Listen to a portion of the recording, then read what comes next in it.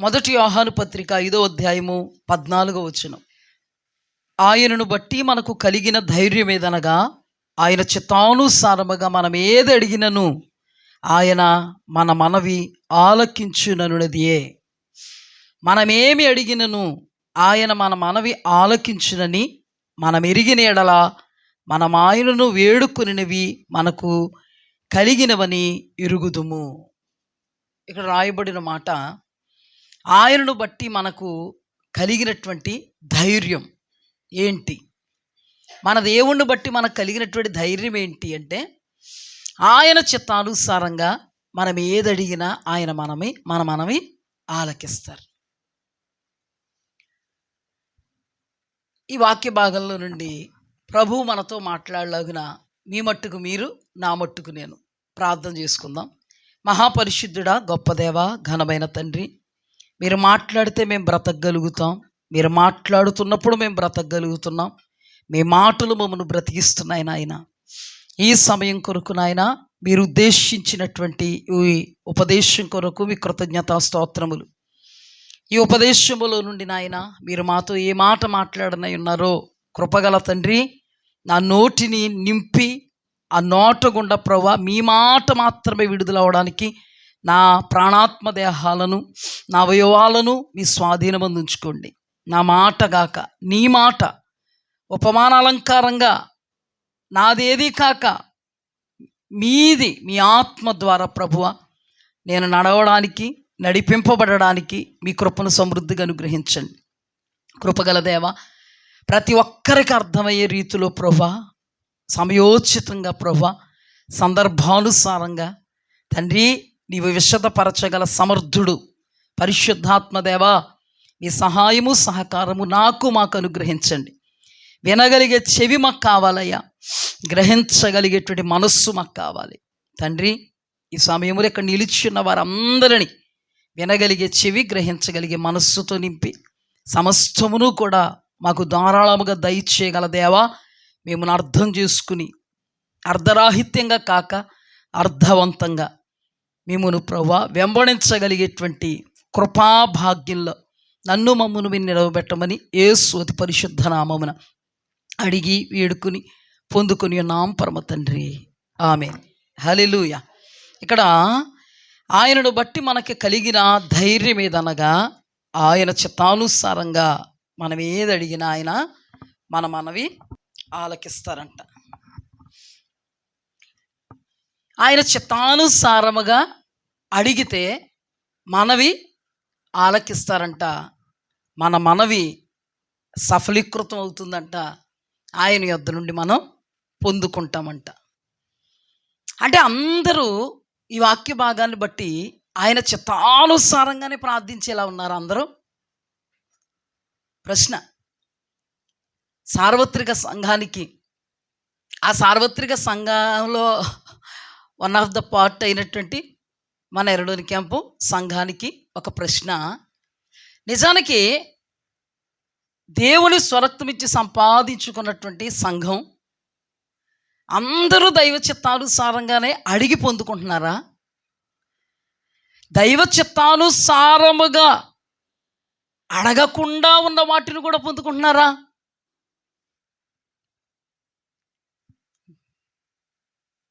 కాసేపుడికి బాగా అర్థమవుద్ది, మీకు అన్నీ తెలుసు, కానీ చెప్పడానికి కొంత స్టార్టింగ్ ప్రాబ్లం కదా, అంత అర్థమవుద్ది. అందరూ దైవ చిత్తానుసారంగానే నిజ దేవుడైనటువంటి మన ప్రియ పరలోకపు తండ్రి అయినటువంటి యేసుక్రీస్తు ప్రభువారి నామములో తండ్రిని వేడుకుంటున్నారా? ఎలా వేడుకున్నా కూడా పొందుకుంటున్నారా? బాగా అర్థమయ్యేలాగా మనం ధ్యానం చేసుకుందాం. నిజంగా దేవుని ఉద్దేశం ఏంటంటే, దైవ చిత్తానుసారముగా మొర్రపెట్టాలి. దేవాది దేవుడు ఆ మొరను అంగీకరించి తగిన ప్రతిఫలాన్ని మనకు ఇవ్వాలి. దానిని మనం అనుభవించాలి. హల్లెలూయా. కానీ చాలామంది తమ యొక్క ఆధ్యాత్మికమైనటువంటి అంధత్వపు స్థితిలో దేవుని చిత్తం ఏంటో కూడా తెలియకుండా, దేవుడికి ఒక చిత్తం ఉందని, ఆయన మార్గం ఒకటని, ఆయన ఏర్పాటు ఇదని తెలుసుకోకుండానే స్వచ్ఛత్వం కొరకు ప్రార్థన చేస్తున్న వాళ్ళు ఎంతమంది లేరు? స్వచ్ఛత్వం కొరకు ప్రార్థన చేస్తున్న వాళ్ళు ఎంతమంది లేరు?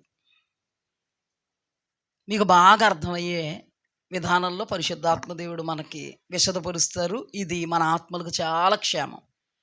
హల్లెలూయా. అబ్రహాము జీవితాన్ని మనం జాగ్రత్తగా అధ్యయనం చేస్తే వేరొక కోణంలో, ఇంతవరకు అధ్యయనం చేసినటువంటి కోణాలు కావు, ఇది వేరొక కోణం. ఆ కోణంలో అబ్రహాము గారి జీవితాన్ని మనం జాగ్రత్తగా అధ్యయనం చేస్తే, అబ్రహాము తన జీవితంలో కుమారుడైనటువంటి ఇష్మాయిలును సంపాదించుకున్నాడు. అవునా కదా? అయితే దేవాది దేవుడు ఏమని మాట్లాడుతున్నారు? ఇస్సాకు వలన అయినదే నీ సంతానము అంటే ఇస్సాకుయే వాగ్దాన పుత్రుడు. ఒక మాటలో చెప్పాలంటే ఇస్సాకే నా చిత్తము. హల్లెలూయా. మరి ఇష్మాయిల్ ఎవరి చిత్తము? ఇష్మాయిల్ ఎవరి చిత్తము? స్వచిత్తము. మరి ఇష్మాయిల్ ఎలా వచ్చాడు? ఆయనను బట్టి మనకు కలిగిన ధైర్యం ఏదనగా ఆయన చిత్తానుసారముగా మనం ఏది అడిగినను ఆయన మన మనవి ఆలకించుననున్నదియే. ఇప్పుడు ఇష్మాయేలు వాగ్దాన పుత్రుడు కాడు, ఇస్సాకు వాగ్దాన పుత్రుడు అని మనకు తెలుసు. ఆ సిచ్యుయేషన్లో అతనికి తెలియదు. జాగ్రత్తగా అధ్యయనం చేస్తే మనకు తెలుసు, కానీ ఆ సిచ్యుయేషన్లో ఉన్నటువంటి అబ్రహాముకు మాత్రం తెలియదు. కానీ అబ్రహాం ఎలాంటి వాడు? నీకంటే నాకంటే ఆధ్యాత్మికమైనటువంటి విధి విధానాల్లో ఘనుడు, గొప్పోడు. ఎంత ఘనుడు, ఎంత గొప్పోడు అంటే ఆయన స్వరమును విని ఆయన స్వరమును వెంబడించాడు. హల్లెలూయా. దేవునికి మహిమ కలుగును గాక. నేను చెప్పే ప్రతి పాయింట్ను కూడా జాగ్రత్తగా అర్థం చేసుకోండి. ఆ స్వరం వినిపించేటప్పుడు దేవాది దేవుడు ఏమన్నాడు? నీవు నీవు నీవు. ఆ స్వరం వినిపించేటప్పుడు అబ్రహాముకి నీవు అన్నప్పుడు తన భార్య కూడా తనలో ఉందని అర్థమైపోయింది. ఇప్పుడు అప్పుడు నీవు అన్నప్పుడు నేను ఒక్కడే అని అనుకోలే. నీవు అన్నప్పుడు నాతో పాటు నా భార్య ఉంది అని అతను అనుకున్నాడు. అనుకున్నప్పుడు దేవాది దేవుడు చెప్పినటువంటి మాటను బట్టి, పిలిచినటువంటి పిలుపును బట్టి, ఆ పిలుపుకు అతడు విధేయత చూపించి దేవాది దేవుడు చెప్పిన మాటను బట్టి తన భార్యనేమీ విడిచిపెట్టలేదు. కానీ నా భార్య నేను ఒక్కటే. నేను అంటే నాలో ఎవరు ఏకమై ఉన్నారు?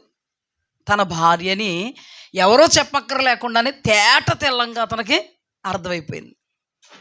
ఇందులో ఒక పాయింట్ చెప్పాలంటే, దేవాది దేవుడు అబ్రహాముని ఏర్పాటు చేసుకున్నాడు. అబ్రహాము భార్య అయినందుకు శారమ్మను ఏర్పాటు చేసుకోలే.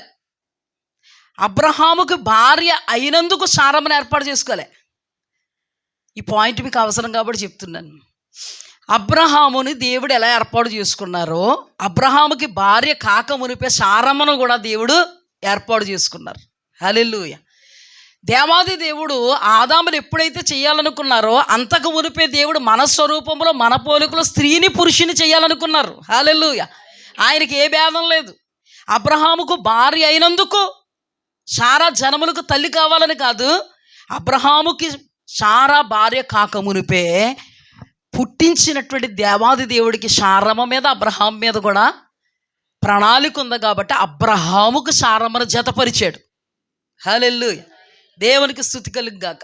దేవాది దేవుడికి ఇద్దరి మీద ప్రణాళికలు ఉన్నాయి. అర్థమైంది మీకు? అయితే ఇప్పుడు దేవాది దేవుడు అబ్రహాముతో మాత్రమే మాట్లాడాడు. దేవాది దేవుడు ఆయన కృపలో ఆయన చిత్తంలోనే అంతకు మునిపే శారమ్మను అబ్రహాముకి జతపరిచాడు. ఇప్పుడు అబ్రహామా నీవు నీవు నీవు నీవు అని మాట్లాడుతుంటే అబ్రహాముకి అర్థమైంది ఏంటంటే, నేను అంటే నా భార్య నా భార్య నా భార్య నా భార్య అని అర్థమైంది.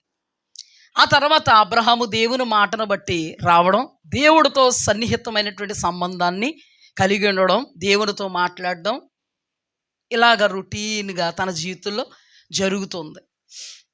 జరుగుతుంది. ఈ సంభాషణ అంతా కూడా అబ్రహాము తన భార్యతోటే చెప్తూ ఉన్నారు. అందుకే అబ్రహాము భార్య అయినటువంటి శారా కూడా ఆ దేవుడి మీదే ఆధారపడి తన భర్తను వెంబడిస్తూ ఉంది. ఉండేటప్పటికి మనందరికీ తెలుసు వీళ్ళకి పిల్లలు లేరు, వాళ్ళు వృద్ధాప్య దశ దగ్గర పడుతుంది. అందుకని శారా ఒక ఆలోచనకు వచ్చింది. ఏమందంటే, చిన్నప్పటి నుంచి కూడా విధేయురాలు అనబడినటువంటి హాగరు ఉంది, ఆమెతో నీవు పోతే సంతానాన్ని సంపాదించుకోవచ్చు. యెహోవా నాకు సంతానం లేకుండా చేశాడు, అందుకని మీరు హాగరుతో పొండి అని అన్నప్పుడు, ఆ రోజున దేవుడు అంటే ఏంటో తెలియనటువంటి అబ్రహాముకి తనలో సగభాగం తన భార్య అని తెలిసి, ప్రభువా శారమ్మను కూడా తీసుకెళ్ళాలి, వదిలేయాలని అడిగాడా? అడగలేదు, వచ్చేసాడు కదా. మరి ఇప్పుడు దేవాది దేవుడు ఎప్పుడు మాట్లాడుతున్నా, నీవు రా, నిన్ను అలా చేస్తా అన్నప్పుడు శారమ్మ ఉందా లేదా? అక్కడ ఉంది. ఆ వాగ్దానాలన్నిటికీ భార్యాభర్తలు ఇద్దరు హక్కుదారులు. అలాంటప్పుడు ఒక సందర్భం వచ్చేటప్పటికి, నా ద్వారా కాదు సంతానం, నాకు దేవుడే సంతానం లేకుండా చేశాడు, హాగరు ద్వారా నువ్వు పోయి సంతానాన్ని సంపాదించుకుందాం అని అన్నప్పుడు, మరి అప్పటి ఫస్ట్ దేవాది దేవుడు మాట్లాడుతున్నప్పుడు తన భార్య తను ఒక్కటే అనుకున్నాడు. కానీ దినములు గడిచేటప్పటికి పరిస్థితులు కొంత ప్రతికూలమయ్యేటప్పటికీ అబ్రహాముకి చాలా సన్నిహిత సంబంధం ఉంది. అబ్రహాముకు ఎంత అలాంటి సంబంధం ఉందో తెలుసా? అబ్రహాం అలా ప్రార్థన చేస్తుంటే దేవుడు అలా ఉండిపోతాడు. పరలోకంలో నుండి దిగొచ్చి అబ్రహాము ప్రార్థనకి సమాధానం చెప్తూ ఉంటాడు, అబ్రహాం ప్రార్థన చేస్తాడు, అబ్రహాంకి సమాధానం చెప్తూ ఉంటాడు, అబ్రహాం ప్రార్థన చేస్తాడు, సమాధానం చెప్తూ ఉంటాడు. ప్రార్థన అయిపోయి ఆమె అయిన తర్వాత ఆయన పరలోకానికి ఎక్కిపోతారు. అంత సన్నిహిత సంబంధం ఉంది ఇద్దరికి. అలాంటప్పుడు ఆ సంవత్సరాల్లో దేవునితో అంత సత్సంబంధాన్ని కలిగినటువంటి వ్యక్తి ఒక్కసారిగా భార్య ఒక మాట పలకగానే తన భార్య వేరనుకున్నాడు. దేవునితో పెద్ద సత్సంబంధం లేనప్పుడు నువ్వు మాట్లాడుతున్నప్పుడు నాలో నా భార్య ఉంది అనుకున్నాడు. భార్యతో కలిసి వచ్చాడు. ఈ దీవెనల ఆశీర్వాదాలన్నీ నాకు నా భార్యకి అని అనుకున్నాడు. నీకు గర్భఫలం ఇస్తాను, ఇదిగో నీ సంతానం ఆకాశ నక్షత్రాలు ఇసుక రేణువులు అయిపోతాయి అన్నప్పుడు కూడా అందులో ఎవరున్నారు? శారమ్మే ఉందనుకున్నాడు. కానీ పరిస్థితులు దాటిపోతున్నాయి అన్నట్టుగా శారా ఒక సలహా ఇచ్చినప్పుడు అది దైవ సలహా కాదు కదా, అది తన భార్య సలహా. కానీ ఆత్మతో ఇచ్చినటువంటి సలహా అది శారీరకమైనటువంటి పరిస్థితులను చూస్తూ శరీర ఉద్రేకముతో ఇచ్చినటువంటి సలహా, శరీర ఉద్రేకముతో ఇచ్చినటువంటి సలహా. చూడండి, ఈ సలహాను జాగ్రత్తగా అధ్యయనం చేస్తే ఇందాక నుంచి ఒక్కడిని చెప్తున్నాను. వాగ్దానాలు ఇచ్చినప్పుడు నా భార్య అంటే ఎవరున్నారు అందులో? ఆ 76 సంవత్సరాలు వచ్చేంత వరకు కూడా ఎవరున్నారు? ఇప్పుడు కూడా దేవుడు చేస్తాడు అన్నప్పుడు తన భార్య ద్వారానే చేస్తాడా, ఎవరి ద్వారానే చేస్తాడా? తన భార్య ద్వారా చేస్తాడనే అనుకుందాం అనుకునేటప్పటికీ తన భార్య వృద్ధాప్య దశకు వచ్చిందన్నట్టుగా ఫీలింగ్. మరి ఈయన కదా. ఇదంతా అయిన తర్వాత ఇంకా దేవుడితో మాట్లాడగలిగే అనుభవం ఉందా లేదా? సొదొమ గొమొర్రా పట్టణాల విషయంలో ఎలా మాట్లాడాడు? ప్రభువా ఈ ఒక్కసారి మాట్లాడతా అంటే ప్రతి మాట ఇతను విన్నవించుకుంటుంటే అక్కడి నుంచి సమాధానం వచ్చింది. అంటే ఇద్దరి మధ్యలో సంబంధం ఎలా ఉంది? నువ్వు నేను మాట్లాడుకున్నట్టే. నేను ఒక విన్నపం విన్నవిస్తే నువ్వు సమాధానం చెప్తున్నట్టుగా ఉంది వాళ్ళిద్దరి మధ్య సంబంధం. ఇప్పుడు ఈ సలహా పట్టుకుని దేవుడి దగ్గరికి వెళ్ళలేడా? ఎంత సత్సంబంధం ఉంది వాళ్ళకి. తన భార్యకే కదా వాగ్దానాలన్నీ, తనకే కదా వాగ్దానాలన్నీ. ఇప్పుడు భార్య స్థానములో హాగరమ్మ ఏమవ్వాలంటే ఇప్పుడు రావాలి.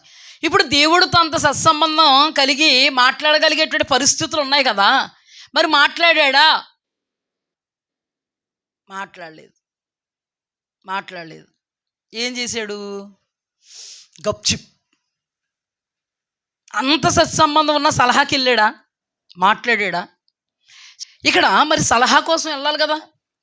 వెళ్ళాడా? వెళ్ళలేదు. ఏం చేశాడు మరి? సలహా కోసం వెళ్ళలేదు, హాగరం వెనకాల వెళ్ళాడు. సలహా కోసం వెళ్ళలేదు, హాగరం వెనకాల వెళ్ళాడు.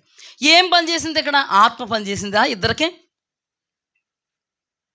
శారాకి శరీరం పనిచేసింది, అబ్రహాముకి శరీరం పనిచేసింది. కాబట్టే ఆత్మ నడిపింపుకు అవకాశమే ఇవ్వలేదు. ఎప్పుడైతే శరీరం పనిచేసిందో ఆత్మకు అవకాశం ఇవ్వం. ఎట్టి పరిస్థితుల్లో ఆత్మకు అవకాశం ఇవ్వం. గుడ్డెద్దు చేలో పడిపోయినట్టుగా వెళ్ళిపోతాం. మీకు నొక్కి ఒక్కడి నుంచి చెప్తున్నాను, ఎంత సన్నిహిత సంబంధం ఉంది దేవునికి తనకే. అసలు తిన మాట్లాడుతుంటే, తిన ప్రశ్నిస్తుంటే అక్కడి నుంచి సమాధానం వస్తుంది. అవునా కాదా అంటే అవునైతే అవును, కాదంటే కాదంటాడు దేవుడు. నీకు నాకు ఒకవేళ అంత సత్సంబంధం లేదేమో, కానీ అబ్రహాముకి అప్పటికే అంత సత్సంబంధం. ఎక్కడికే? సొదొమ గొమొర్రా పట్టణ పరిస్థితుల్లోనే. కానీ ఎప్పుడైతే శరీరం పనిచేయడం మొదలుపెట్టిందో ఆత్మిక స్థానాన్ని ఇవ్వదు. శరీరం గెలుస్తుంది, ఆత్మ ఓడుతుంది. ఆ టైంలో వీళ్ళు దేవుని ప్రార్థన చేయకుండా ఉండుంటారా? ఖచ్చితంగా శారమ్మ అక్కడ మోకాళ్ళు, ప్రభువా చాలా మంచి ఆలోచన ఇచ్చావు తండ్రి, నాథా మరి నా పరికత్తు ఉంది కదా హాగరమ్మ, నాయన హాగరను నువ్వు జ్ఞాపకం చేసుకో, అద్భుతంగా జ్ఞాపకం చేసుకో, నువ్వు నమ్మదగిన దేవుడు ప్రభువా అని ఆవిడ అక్కడ ప్రార్థన. ఇక్కడ అబ్రహాము, ప్రభువా నా తండ్రి నన్ను పిలిచిన దేవా, నమ్మదగిన దేవా. ఈయన వాగ్దానాలు ఎత్తిపడతాడు. దీనికి ఈ వాగ్దానాలు ఇస్సాకుకి సంబంధించినవి, ఈ వాగ్దానాలు దీనికి పెడతాడు. ఇప్పుడు ఈయన అర్థమవుతుంది నాన్న, మనందరికీ అర్థమవుతుంది. ఎవరు పెడతాడు ఇప్పుడు? ప్రభువా ఆకాశ నక్షత్రాల వలెను ఇసుక రేణువుల వలెను నా సంతానాన్ని అత్యధికమైన అభివృద్ధి చేస్తానన్నా కదా ప్రభువా, తండ్రి హాగరమ్మను జ్ఞాపకం చేసుకో. హాగరమ్మ ఏం చేస్తుంది? ఒక మూలకెళ్ళి, అబ్రహాము దేవా, నాకు పరిచయమైన నా దేవా, నీవు నమ్మదగిన దేవుడు తండ్రి, నా గర్భాన్ని తిరుగు నాయన. మా అమ్మగారు కుమారుడు కావాలనుకుంటున్నారు, నేను ఆమె కోరిక నెరవేర్చడం, నా కోరిక సిద్ధింపజేయను ఆయన. అది కూడా వాక్యమే కదా, నీ కోరిక సిద్ధింపజేస్తాను, నా కోరిక సిద్ధింపజేయ ప్రభువా. 3 గదులు ఉంటే 3 గదుల్లోకి వెళ్ళి పొద్దున్న మధ్యాహ్నం సాయంత్రం పడుకున్నప్పుడు, దేవుని వాక్యంలో ఆయన చిత్తానుసారముగా మనం ఏది అడిగినా ఆయన మన మనవి ఆలకిస్తారు. ఇక్కడ ఈ 3 కూడా తమ శరీర ప్రేరణ చేత ఏదైతే అనుకున్నారో దానిని నెరవేర్చుకోవడం కోసం దేవుడి దగ్గరికి వెళ్ళి 3 ప్రార్థన చేస్తున్నారు. దేవునిని బట్టి కలిగిన ధైర్యం ఏంటంటే వాళ్ళకి, మా శరీర ఉద్రేకాన్ని బట్టి మేము విన్నపిస్తున్నటువంటి విన్నపాన్ని మా దేవుడు ఆలకించాలి. ఇప్పుడు మన ధ్యానం, కానీ వాళ్ళకి శరీర ఉద్రేకం అని అప్పుడు తెల్లే, ఎప్పుడు తెలియలేదు, ఇది శరీరం అని తెలియలే. కానీ వాళ్ళ యొక్క పరిస్థితులను ఒక్కసారి మనం ధ్యానం చేద్దాం. ఏం చెయ్యాలి వాళ్ళు, ఏం చేశారు? చెయ్యకూడనిదే చేశారు. ఇప్పుడు చూడండి, హాగరమ్మ గర్భం తెరవబడింది. హాగరమ్మ గర్భం తెరవబడిందనే విషయం తెలియగానే అందరికి ఎలా ఉంటుంది? ఇప్పుడు మా దేవుడు మా ప్రార్థనలకు ఫలం అనుగ్రహించాడు, ఇది నా ప్రార్థన ఫలం అని శారమ్మ గారు, ఇది నా ప్రార్థన ఫలం అబ్రహాము గారు, ఇది నా ప్రార్థన ఫలం హాగరమ్మ గారు. అందరికంటే ఎక్కువ ఆనందం ఎవరికో తెలుసా? శారమ్మ గారు ఇచ్చిన ఆలోచన సక్సెస్. అంతే ఆనందం ఎవరికో తెలుసా? అంతే ఆనందం కుమారుడు కోసం ఎదురు చూస్తున్న అబ్రహాముకి, అంతే ఆనందం. ఇద్దరికి ఎంత ఆనందం ఉందో అందులో కొంచెం కూడా కొసర తగ్గకుండా అంతే ఆనందం ఎవరికో తెలుసా? హాగరమ్మకి. మా అమ్మగారికి లేని భాగ్యం నాకు వచ్చింది. మా అమ్మగారు ఏదైతే కోరుకున్నారో అది నేను ఇవ్వబోతున్నాను. కదా. మరి అందరూ సంతోషంగా ఉండొచ్చు కదా, అందరూ సంతోషంగా ఉండొచ్చు కదా.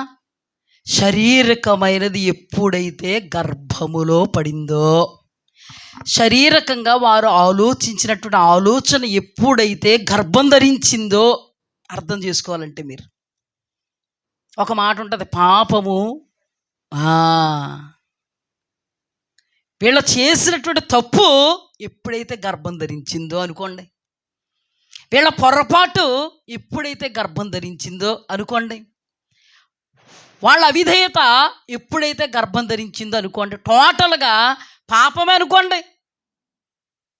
ఆజ్ఞాతిక్రమం పాపం, దేవుడు చిత్తం చేయకపోవడం పాపం, స్వచిత్తం చేసుకోవడం పాపం అనుకోండి. ఎప్పుడైతే గర్భంలో పడిందో వాళ్ళ స్వచిత్తం, వాళ్ళ సొంత ఆలోచన, సొంత నిర్ణయం, సొంత ఆలోచన ఎప్పుడైతే హాగరమ్మ గర్భంలో పడిందో, హాగరమ్మకి శారమ్మ నీచురాలైపోయింది. సంతోషం కావాలి కదా, ముగ్గురికి ఒకే సంతోషం కదా, కానీ వేరు వేరు యాంగిల్స్లో ముగ్గురికి అదే సంతోషం, ఎక్కువ కాకుండా తక్కువ కాకుండా. మరి ఇప్పుడు నేను చాలా సంతోషంగా ఉండాలి కదా, మీకు చాలాసార్లు చెప్పాను, ఆయన పళ్ళు తెచ్చేయాలి, ఇప్పుడు జ్యూస్ చేసేయాలి కదా. పొద్దున్న జ్యూసు, మధ్యాహ్నం జ్యూసు, రాత్రి జ్యూసు, మళ్ళీ మధ్యరాత్రిలో జ్యూసు ఇవ్వాలి కదా. కానీ ఏమైంది, వాళ్ళ యొక్క ఆలోచన, వాళ్ళ యొక్క నిర్ణయం, వాళ్ళ యొక్క ఉద్దేశం, వాళ్ళ స్వచ్ఛత్వం ఎప్పుడైతే గర్భం ధరింపబడిందో అప్పటి నుంచి వీళ్ళెవ్వరికీ సమాధానమే లేదు. మీకు నొక్కి ఒక్కడి నుంచి చెప్పాను, ఆ రోజున నువ్వు రా, నువ్వు విడువు, నిన్ను ఆశీర్వదిస్తానంటే అందులో ఎవరున్నారంట, శారమ్మ ఉంది కదా. మరి ఇప్పుడు లేదు. దేవాది దేవుడు ఏమన్నాడు తెలుసా, శారా వలనైన సంతానము నా సంతానము. మరి ఇప్పుడు వాళ్ళకి తెలియకుండానే ప్రార్థనలు ఫలించాయి అనుకున్నారు, తెలియకుండానే దేవుడు మా ప్రార్థన ఆలకించాడు అన్నారు. తెలియకుండానే అనుభవించాలి కదా ఇప్పుడు ఆనందాన్ని, అనుభవించాలి కదా ఇప్పుడు కొడుకుని, అనుభవించాలి కదా వాగ్దాన ఫలాన్ని. మరి ఎందుకు అనుభవించలేకపోయారు అంటే వాళ్ళు వేసింది తప్పటడుగు, వాళ్ళ ప్రార్థన చేసింది స్వచ్ఛత్వం కోసం. అయినా జరిగిందా జరగలేదా? ఎలా సాక్ష్యం చెప్తారు చెప్పండి అబ్రహాం గారు? మనమే ఆదివారం ఆరాధన, అబ్రహాము, శారమ్మ, హాగరమ్మ ముగ్గురు వచ్చారు మన ఎరడని క్యాంప్ చర్చి మీదే కుర్చీలో కూర్చుని ఉన్నారు. ఆయన అక్కడ, ఈయనక్కడ. అబ్రహాము గారు లేచి ఎలా చెప్తారో తెలుసా, దేవుని పరిశుద్ధ నామమును మహిమ కలుగును గాక దైవజనులకు నా వందనాలు అని ఏమంటారో తెలుసా, దేవాది దేవుడు మా జీవితాల్లో మహా గొప్ప కార్యాన్ని చేశారు, ఎన్నో వాగ్దానాలు ఇచ్చారు మా దేవుడు. కానీ చాలామంది చాలా రకాలుగా మాట్లాడారు, నిందించారు, అవమానపరిచారు, గొడ్రాలు అన్నారు నా భార్యని. కానీ దేవాది దేవుడు ఈ రోజున నన్ను తండ్రిగా చేయబోతున్నాడు. అందరూ చెప్పట్లేదు. నేను అంటాను నీ భార్యను గొడ్రాలు అన్నారు కదా, మరి ఇప్పటికి భార్య గొడ్రాలుగా ఉంది కదా, అయితే నువ్వు చెప్పిన సాక్షి తప్పు. ఈ రోజుల్లో చాలామంది తమ జీవితాల్లో తమ ఏదనుకుంటున్నారో అదే ప్రార్థన చేసుకుంటున్నారు, తాము దేనికైతే ఆకర్షింపబడుతున్నారో దానికే ప్రార్థన చేస్తున్నారు, ఏదైతే అనుకూలంగా ఉందనుకుంటున్నారో దాని కొరకే ప్రార్థన చేస్తున్నారు, ఇలాగైతే బాగుంటుందని అనుకుంటున్నారో ఆ బాగు కోసం ప్రార్థన చేస్తున్నారు. తీరా అది పొందుకునే పరిస్థితి వచ్చేటప్పటికీ మందిరంలో నిలబడి సాక్ష్యం చెప్తున్నారు, ఎంత ప్రార్థన చేశాను, దేవాది దేవుడు అతీతమైన అద్భుతమైన కార్యం జరిగించాడు, ఇదిగో నా ప్రార్థన ఫలం. స్తుతి స్తోత్రం అంత రొట్టిని ఏది మారదు. సాక్ష్యం చెప్పాక అర్థమైంది అబ్రహాంకి, తర్వాత అర్థమైంది ఎవరికి, అబ్రహాంకి. దేవాది దేవుడు మాట్లాడితే అర్థమైంది అబ్రహాంకి. అంతవరకు దేవుడు మాట్లాడేంత వరకు వాళ్ళ పరిస్థితి ఎలా ఉందో తెలుసా, ఒకరంటే ఒకరికి పడదు. నా యజమానుడా అన్నటువంటి శారా, విధేయత చూపినటువంటి శారా పరిశుద్ధ స్త్రీ అని రాయబడింది. తన భర్తకు విధేయత చూపుతూనే ఉంది, మనందరికీ మాదిరిగా ఉంది. కానీ ఆ సిచ్యుయేషన్లో, ఆ సందర్భంలో నా ఉసురు నీకు తగలక మానదు. ఇటు భర్త బాగు కోసం అంతవరకు ప్రార్థన చేసిన, వాగ్దానాలు ఎత్తిపెట్టి అంతవరకు ప్రార్థన చేసిన ఆమె అంటుంది, నా ఉసురు నీకు తగలక మాంద. ఇంకిష్టం వచ్చినాయిలే అల్లుకుందాం, ఇప్పుడు టైం సరిపోదు మనం అందరూ చెప్పుకుంటే. ఆ ఒక్క మాటతో ముగించుండదు, హాగరం పని అయిపోయి ఉంటుంది. అందుకే రాయబడింది, 30 తిప్పలు పెట్టి 3 చెరువులు నీళ్ళు తాగిస్తుంటే హాగరమ్మ చేసింది ఏమన్నా కరెక్టా? మరి ఈ గర్భములో ఇష్మాయేలు పడగానే ఏమొచ్చేసింది? గర్వం నడి నెత్తికెక్కిపోతే శారం మాట్లాడుకుంటుంది. ఏ రోజున హాగరమ్మని అలా చేయలేదు శారమ్మ. కానీ శారమ్మ ఇప్పుడు హాగరమ్మని ఏమాడుతుంది తెలుసా?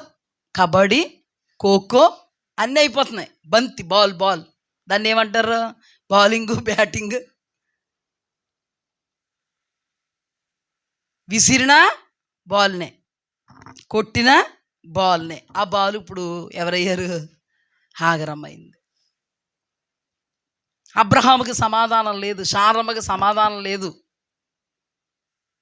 హాగర్కి సమాధానం లేదు.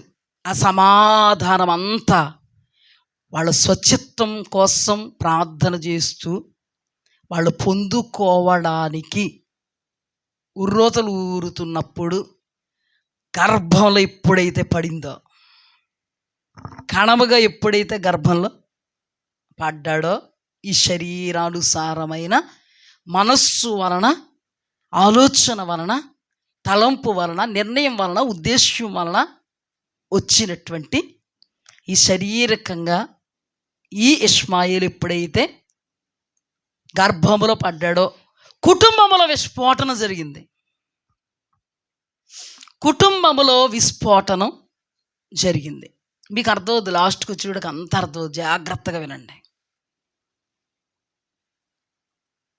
దేవుడు, మీరు అనుకోవచ్చు, ఒక ప్రశ్న వేయచ్చు మీరు నన్ను, పాస్టర్మ గారండి అసలు దేవుడిదే తప్పండి. ఎందుకంటేనండి ఆయన ఏమన్నాడు? అసలు దైవ చిత్తానుసారంగా ఏది అడిగిన ఇస్తానన్నాడు. అలాంటప్పుడు దైవ చిత్తం కాకుండా అడిగినప్పుడు ఎందుకు ఇవ్వాలండి దేవుడు? అసలనే రాలేదు మీకు ప్రశ్న? వచ్చింది అనుకున్నాను. అసలు ఎందుకు ఇవ్వాలంటే దేవుడు? అసలు ఇవ్వకపోతే గొడవ వదిలిపోదురు కదండి. అబ్రహామా, నువ్వు వాగ్దానాలు ఎత్తిపెట్టి ఎలా చేస్తున్నావు ప్రార్థన? ఏడిసేస్తున్నావు కదా, ఉపవాసాలు చేసేస్తున్నావు కదా. నువ్వు మామూలుగా ఏడుస్తున్నావా? ఉపవాసాలు చేస్తున్నావు మామూలుగా? అటు శారమ్మ, ఇటు అబ్రహాము, ఇటు హాగరు. దేవుడు ఇచ్చి దృష్టాంతంగా పెట్టాలనుకున్నాడు. లేకపోతే మనకు తెలియదు కదా పాపం మనల్ని బాగు చేయడానికి. దేవుడు ఇచ్చి దృష్టాంతముగా పెట్టాలనుకున్నాడు. మాంసం కావాలి, మాంసం కావాలి, మాంసం కావాలి, మాంసం కావాలని మామూలుగా ఏడుతులేదంట వాళ్ళు ఏడుపు.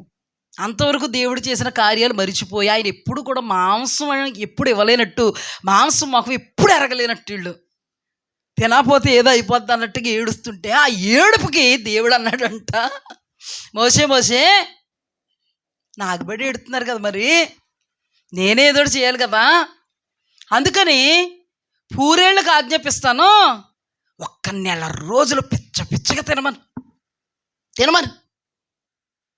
కరెక్ట్గా 1 రోజులు వెళ్ళి ఇంకా పచ్చిగా ఉండగానే ఇంకా దాన్ని శుద్ధి చేసుకుని, దాన్ని కాల్చుకుని, దాన్ని వండుకుని తినలేదంటాళ్ళు. ఇలా గిరిసేసుకోవడం, తినేయడం. దేవుని కోపం రగిలిందంట. ఆ మాంసం వాళ్ళ నోళ్లలో పళ్ళు సందుల్లో ఉండగానే దేవుని కోపం వాళ్ళ మీద రగిలి స్పాట్లు డెడ్. అందుకే దేవుడు చెప్తున్న మాట ఏంటంటే, దైవ చిత్తానుసారముగా మీరు ఏది అడిగినా దాన్ని మీరు పొందుకుంటారో దానివల్ల మీకు కీడేమీ కలగదు. దైవ చిత్తము కానిది అడిగేసి ఏడిసేసినా కూడా మీరు పొందుకుంటారు, కానీ అది మీకు మేలు కాదు, క్షేమం కాదు. ఎంత కీడో చెప్తాను. దేవాది దేవుడు ఒకరోజు ఇష్మాయిల్ పుట్టేసిన తర్వాత దేవాది దేవుడు ఒక రోజు అబ్రహాము దగ్గరికి వచ్చి అబ్రహాముతో మాట్లాడుతూ, అబ్రామా, నా సన్నిధిలో నీవు నిందారహితునుగా ఉండు. నేను సర్వ శక్తి గల దేవుణ్ణి. శక్తి గల దేవుణ్ణి అంటే సరిపోదును కదా, మరలా కొంత బలాన్ని చేకూర్చి నేను సర్వశక్తి గల దేవుణ్ణి, నాకు అసాధ్యమైనది ఇది లేదు. కానీ నీవు నా సన్నిధిలో నిందారహితంగా ఉండు అంటే ఏంటి? నిందితుడుగా ఉండకో, తప్పు చేసిన వాడిగా ఉండకో, నా సన్నిధిలో నిదానంగా నడువు. సన్నిధిని ఎక్కడ ఉపయోగించాడు దేవుడు? ఎవని సన్నిధిని నేను నిలవబడి ఉన్నాను, యెహోవా జీవము తోడు అన్నాడు. ఎవరు? ఏలియా. ఆయన సన్నిధిలో నడిచేటప్పుడు అడ్డదిడ్డంగా నడవకూడదు. ఆయన సన్నిధిలో నడిచేటప్పుడు నిదానంగా నిందారహితంగా నడవాలి. ఆయన సన్నిధిలో ఉన్నప్పుడు శరీరానికి ఎప్పుడైతే నువ్వు అవకాశం ఇస్తావో నువ్వు నిదానంగా నడవలేవు. అందుకే దేవుని వాక్యములో నీ శరీరమే ప్రధానమైనటువంటి శత్రువు. మొదటి శత్రువు శరీరం అనే రాయబడింది. అందుకే సాతానులో ఉన్నవన్నీ శరీరాశ, నేత్రాశ, జీవపుడంబము, ఇవి దేవుని యొద్ద నుండి వచ్చినవి కాదు, ఇవి అపవాదికి సంబంధించినవి. అంటే సైతానుగాడు మొట్టమొదటగా మనల్ని పడేయాలంటే మన శరీరాన్ని ఉపయోగించుకుంటాడు. అందుకే ఈ శరీరం ప్రధానమైన శత్రువైంది. ఎందుకంటే సాతానుగాడు ఉపయోగించుకునే మొట్టమొదటి అస్త్రం ఏంటో తెలుసా? మన శరీరం. మన సొంత ఆలోచన, సొంత నిర్ణయం, సొంత ఉద్దేశం, సొంత మార్గాలు. అర్థమైంది మీకు ఇప్పుడు కదా? అయితే ఇప్పుడు దేవాది దేవుడు అక్కడికి వచ్చి, సర్వశక్తి గల దేవుణ్ణు నా సన్నిధిలో నిందారహితంగా ఉండు, నాకు అసాధ్యమైనది ఏది లేదని చాలా సందర్భాల్లో ప్రభు మాట్లాడారు. అప్పుడు దేవాది దేవుడు వాళ్ళతో చెప్పారు, శారము గురించి మాట్లాడాడు. హల్లెలూయా. శారము గురించి మాట్లాడాడు. ఏమని మాట్లాడాడంటే, శారా వలనటువంటి సంతానము నీ సంతానం అనబడద్ది. హల్లెలూయా, హల్లెలూయా. మీదటికి నేను నీ వద్దకి వస్తాను, వచ్చేటప్పుడు నీ కౌగిట్లో కుమారుడు ఉంటాడు. ఇది ఎప్పుడు? సింధూర వృక్షం దగ్గర మాట్లాడిన మాట. అప్పుడు ఇద్దరు ఏం చేశారు? నవ్వారు. నవ్వినప్పుడు దేవుడు మబ్బు విడగొట్టాడు, లేదు ఇస్తాను. అవునమ్మా? తర్వాత కూడా దేవుడు ఇస్తాను అన్నాడు. అన్న తర్వాత అక్కడ డిక్లరేషన్ చేశాడు, చెప్పేశాడు, ఏ కన్ఫ్యూజన్ లేకుండా చెప్పేశాడు. ఏమని చెప్పాడంటే, శారా వలన అయినదే నా సంతానం. అప్పుడు కూడా ఇస్సాకు గురించి దేవుడు మాట్లాడుతుంటే, ముందు ఇష్మాయేలు గొడవ చూడు నాయన అన్నాడు. ఎవరు? అబ్రహాం. ఇవన్నీ పొరపాట్లే కదా? ఆయన ఎవరండి? దేవుడండి, సర్వశక్తుడండి. ఏ విషయంలో కూడా ఆయన్ని మాట అనడానికి కానీ, తప్పు ఉందని చెప్పడానికి కానీ, నువ్వు కానీ నేను కానీ సరిపోం. అంత దేవాది దేవుడే ఇస్సాకు గురించి మాట్లాడుతూ, ఇస్సాకుని ఇస్తాను, ఇదిగో ఇస్సాకుతో నా నిబంధనను స్థిరపరుస్తానని మాట్లాడుతుంటే, ముందు ఇష్మాయేలు గొడవ చూడంటాడేంటి?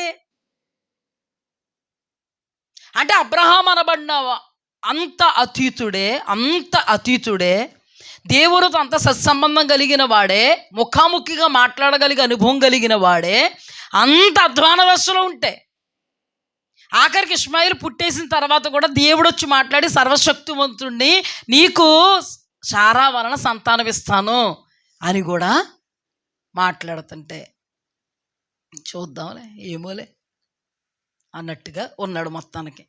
కానీ ఇప్పుడు చెప్పండి, అబ్రహాము ఇష్మాయేలుని సంపాదించుకున్న తర్వాత తెలిసిందా లేదా అబ్రహాముకి? ఇది దేవుని చిత్తం కాదు. ఇష్మాయేలు దేవుని చిత్తములో ఉన్నవాడు కాదు. దేవుని ఉద్దేశ్యంలో ఉన్న వాగ్దాన పుత్రుడు ఇష్మాయేలు కాదు. అంటే మరి కుమారుణ్ణి సంపాదించుకోలేదంటే అవును. స్వచిత్తములో సంపాదించుకున్నారంటే అవును. క్రైస్తవ విశ్వాసులు స్వచిత్తంలో సంపాదించుకుంటారా అంటే ఎస్, స్వచిత్తంలో సంపాదించుకుంటారు. స్వచ్ఛత్వములో సంపాదించుకుంటున్నప్పుడు వాళ్ళకి ఫస్ట్ హాయిగా కమ్మగా ఉండడం సహజం. ఆ తర్వాత మబ్బు విడిపోయే పరిస్థితులు ఏర్పడతాయి. అప్పుడు ఇష్మాయేలు ఎదుగుతున్నాడు, ఇస్సాకు పుట్టేశాడు. శారీరకంగా స్వచ్ఛత్వం ఎదుగుతూ ఉంది, దైవ చిత్తం భూమి మీదకి వచ్చేసింది. ఇలాగా జాగ్రత్తగా అర్థం చేసుకోండి. స్వచ్ఛత్వము భూమి మీద ఉంది. అబ్రహాము కుమారుడుగా స్వచ్ఛత్వము అర్థం కావడం కోసం దైవ చిత్తము. ఇప్పుడు అబ్రహాముకు పక్కన స్వచ్ఛత్వం చేసుకున్నవాడు ఎదుగుతున్నాడు, ఓ పక్కన దేవుని వాగ్దాన పుత్రుడు వచ్చేసాడు. వాగ్దాన పుత్రుడు వస్తే స్వచ్ఛత్వానికి సంబంధించిన ఈ పుత్రుడు ఏమవ్వాలి?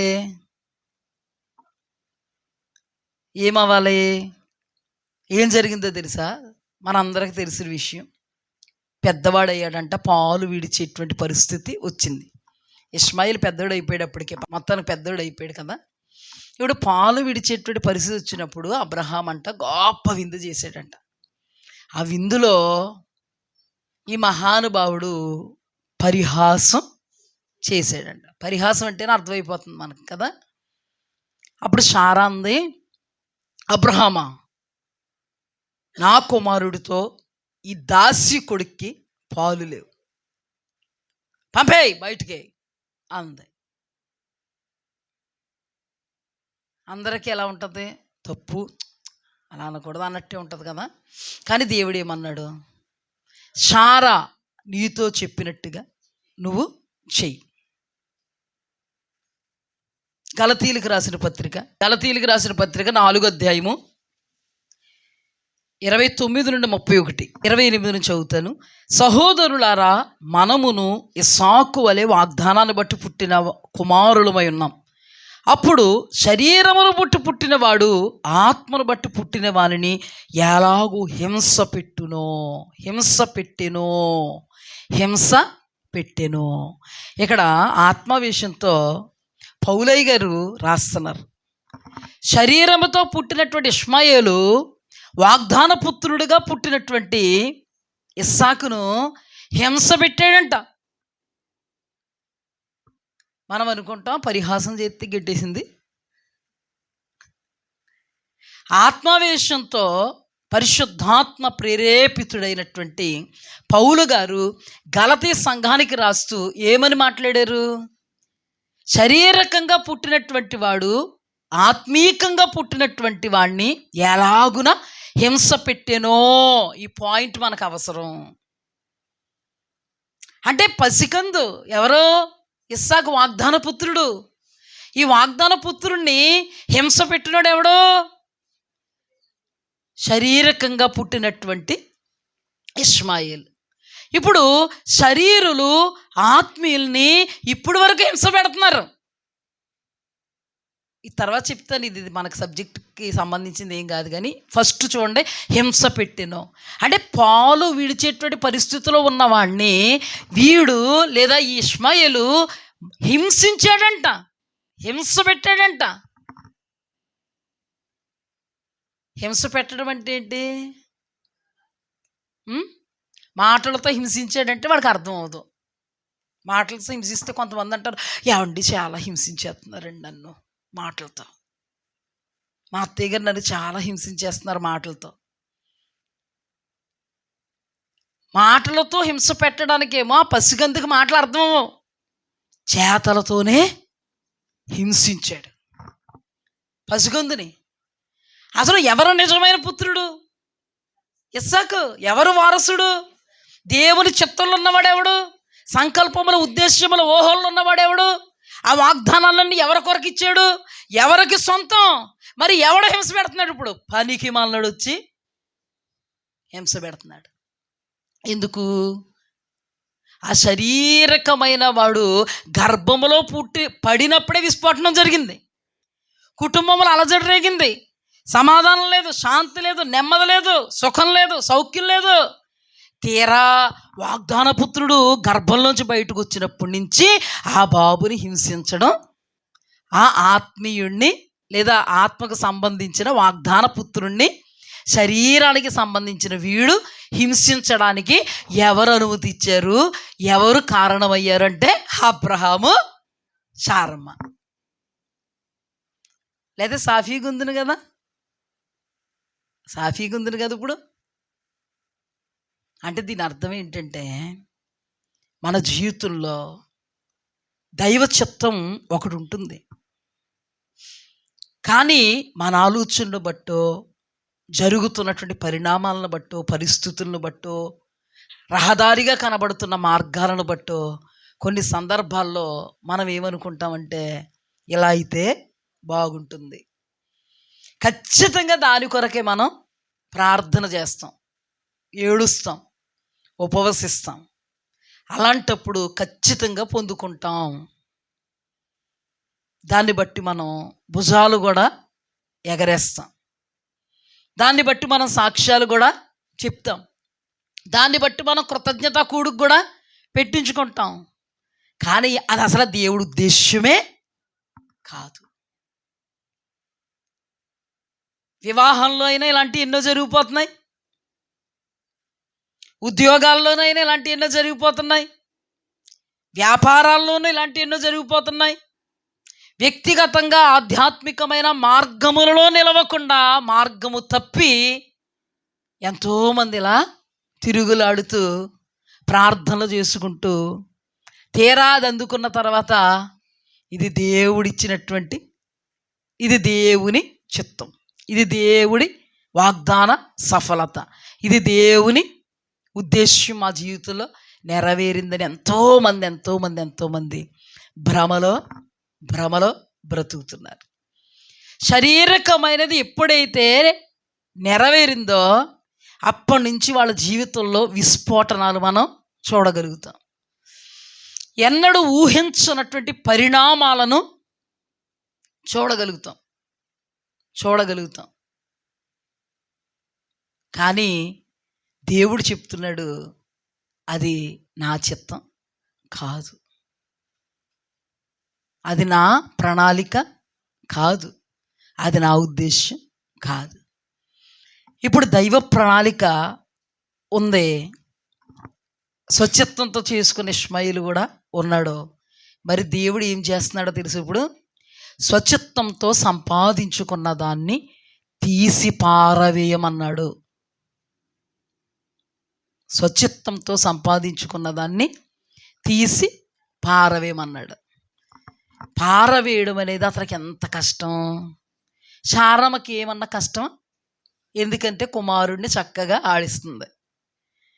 ఎవరికి కష్టం? ఇప్పుడు అబ్రహాముకి మిక్కిలి దుఃఖం. స్వచ్ఛత్వం చేసుకున్న వాళ్ళు దేవుని సహాయం కావాలనుకుంటే స్వచ్ఛత్వంతో సంపాదించుకున్న దాన్ని విడిచిపెడితే తప్ప దేవుని సహాయం రాదు. స్వచ్ఛత్వముతో సంపాదించుకున్న దాన్ని విడిచిపెడితే తప్ప దేవుని సహాయం రాదు. దేవుని వాగ్దాన ఫలం అనుభవించలేము. ఈ వాక్యాన్ని అనుభవించలేము.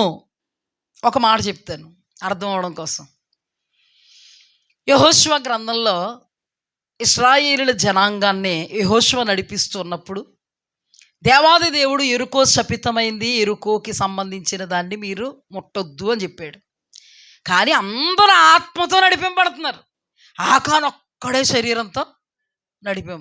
శారీరకంగా అతనికి వచ్చినటువంటి శారీరకమైనటువంటి సొంత ఆలోచన, ఈ సొంత ఆలోచనను ఆకాను నెరవేర్చుకున్నాడు. కానీ ఎప్పుడైతే సొంత ఆలోచనను నెరవేర్చుకోవాలనుకున్నాడో ఆ నెరవేర్పులో ఉన్నాడా లేదా? జాగ్రత్తగా గమనించండి, ఉన్నాడా లేదా? నేను ఆ బంగారాన్ని, ఆ షీనారు వస్త్రాన్ని, ఆ కమ్మిని, ఆ వెండి, ఆ బంగారం, ఆ వస్త్రాన్ని సంపాదించుకోవాలని శారీరకంగా ఇతనికి ఒక తలంపు పుట్టింది. శరీరం ఎప్పుడు పనిచేస్తుంది? అప్పుడు ఆత్మ సైలెంట్ అవుద్ది.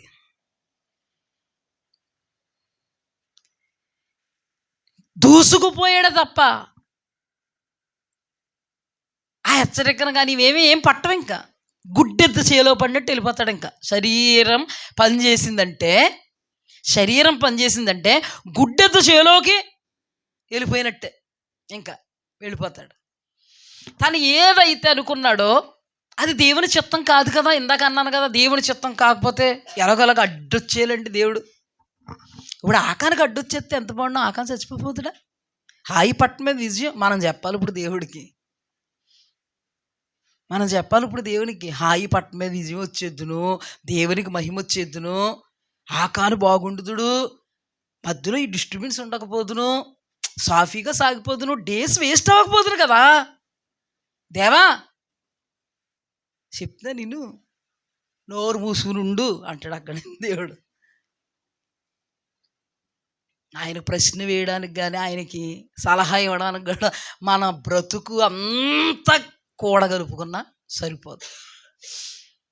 అతను ఏదైతే శారీరకంగా బాగుంటుంది, ఓహో చాలా బాగుంటుంది, ఇలా ఉంటుంది, అలా ఉంటుంది. కొంతమంది లెక్కలు వేసుకుంటారు కదండి, భవిష్యత్తు ఇలా ఉంటుంది, భవిష్యత్తు అలా ఉంటుంది, ఇలా చేస్తే ఇలా ఉంటుంది, ఇది ఇలా చేస్తే ఇలా ఉంటుంది అని అనుకుంటారు కదా.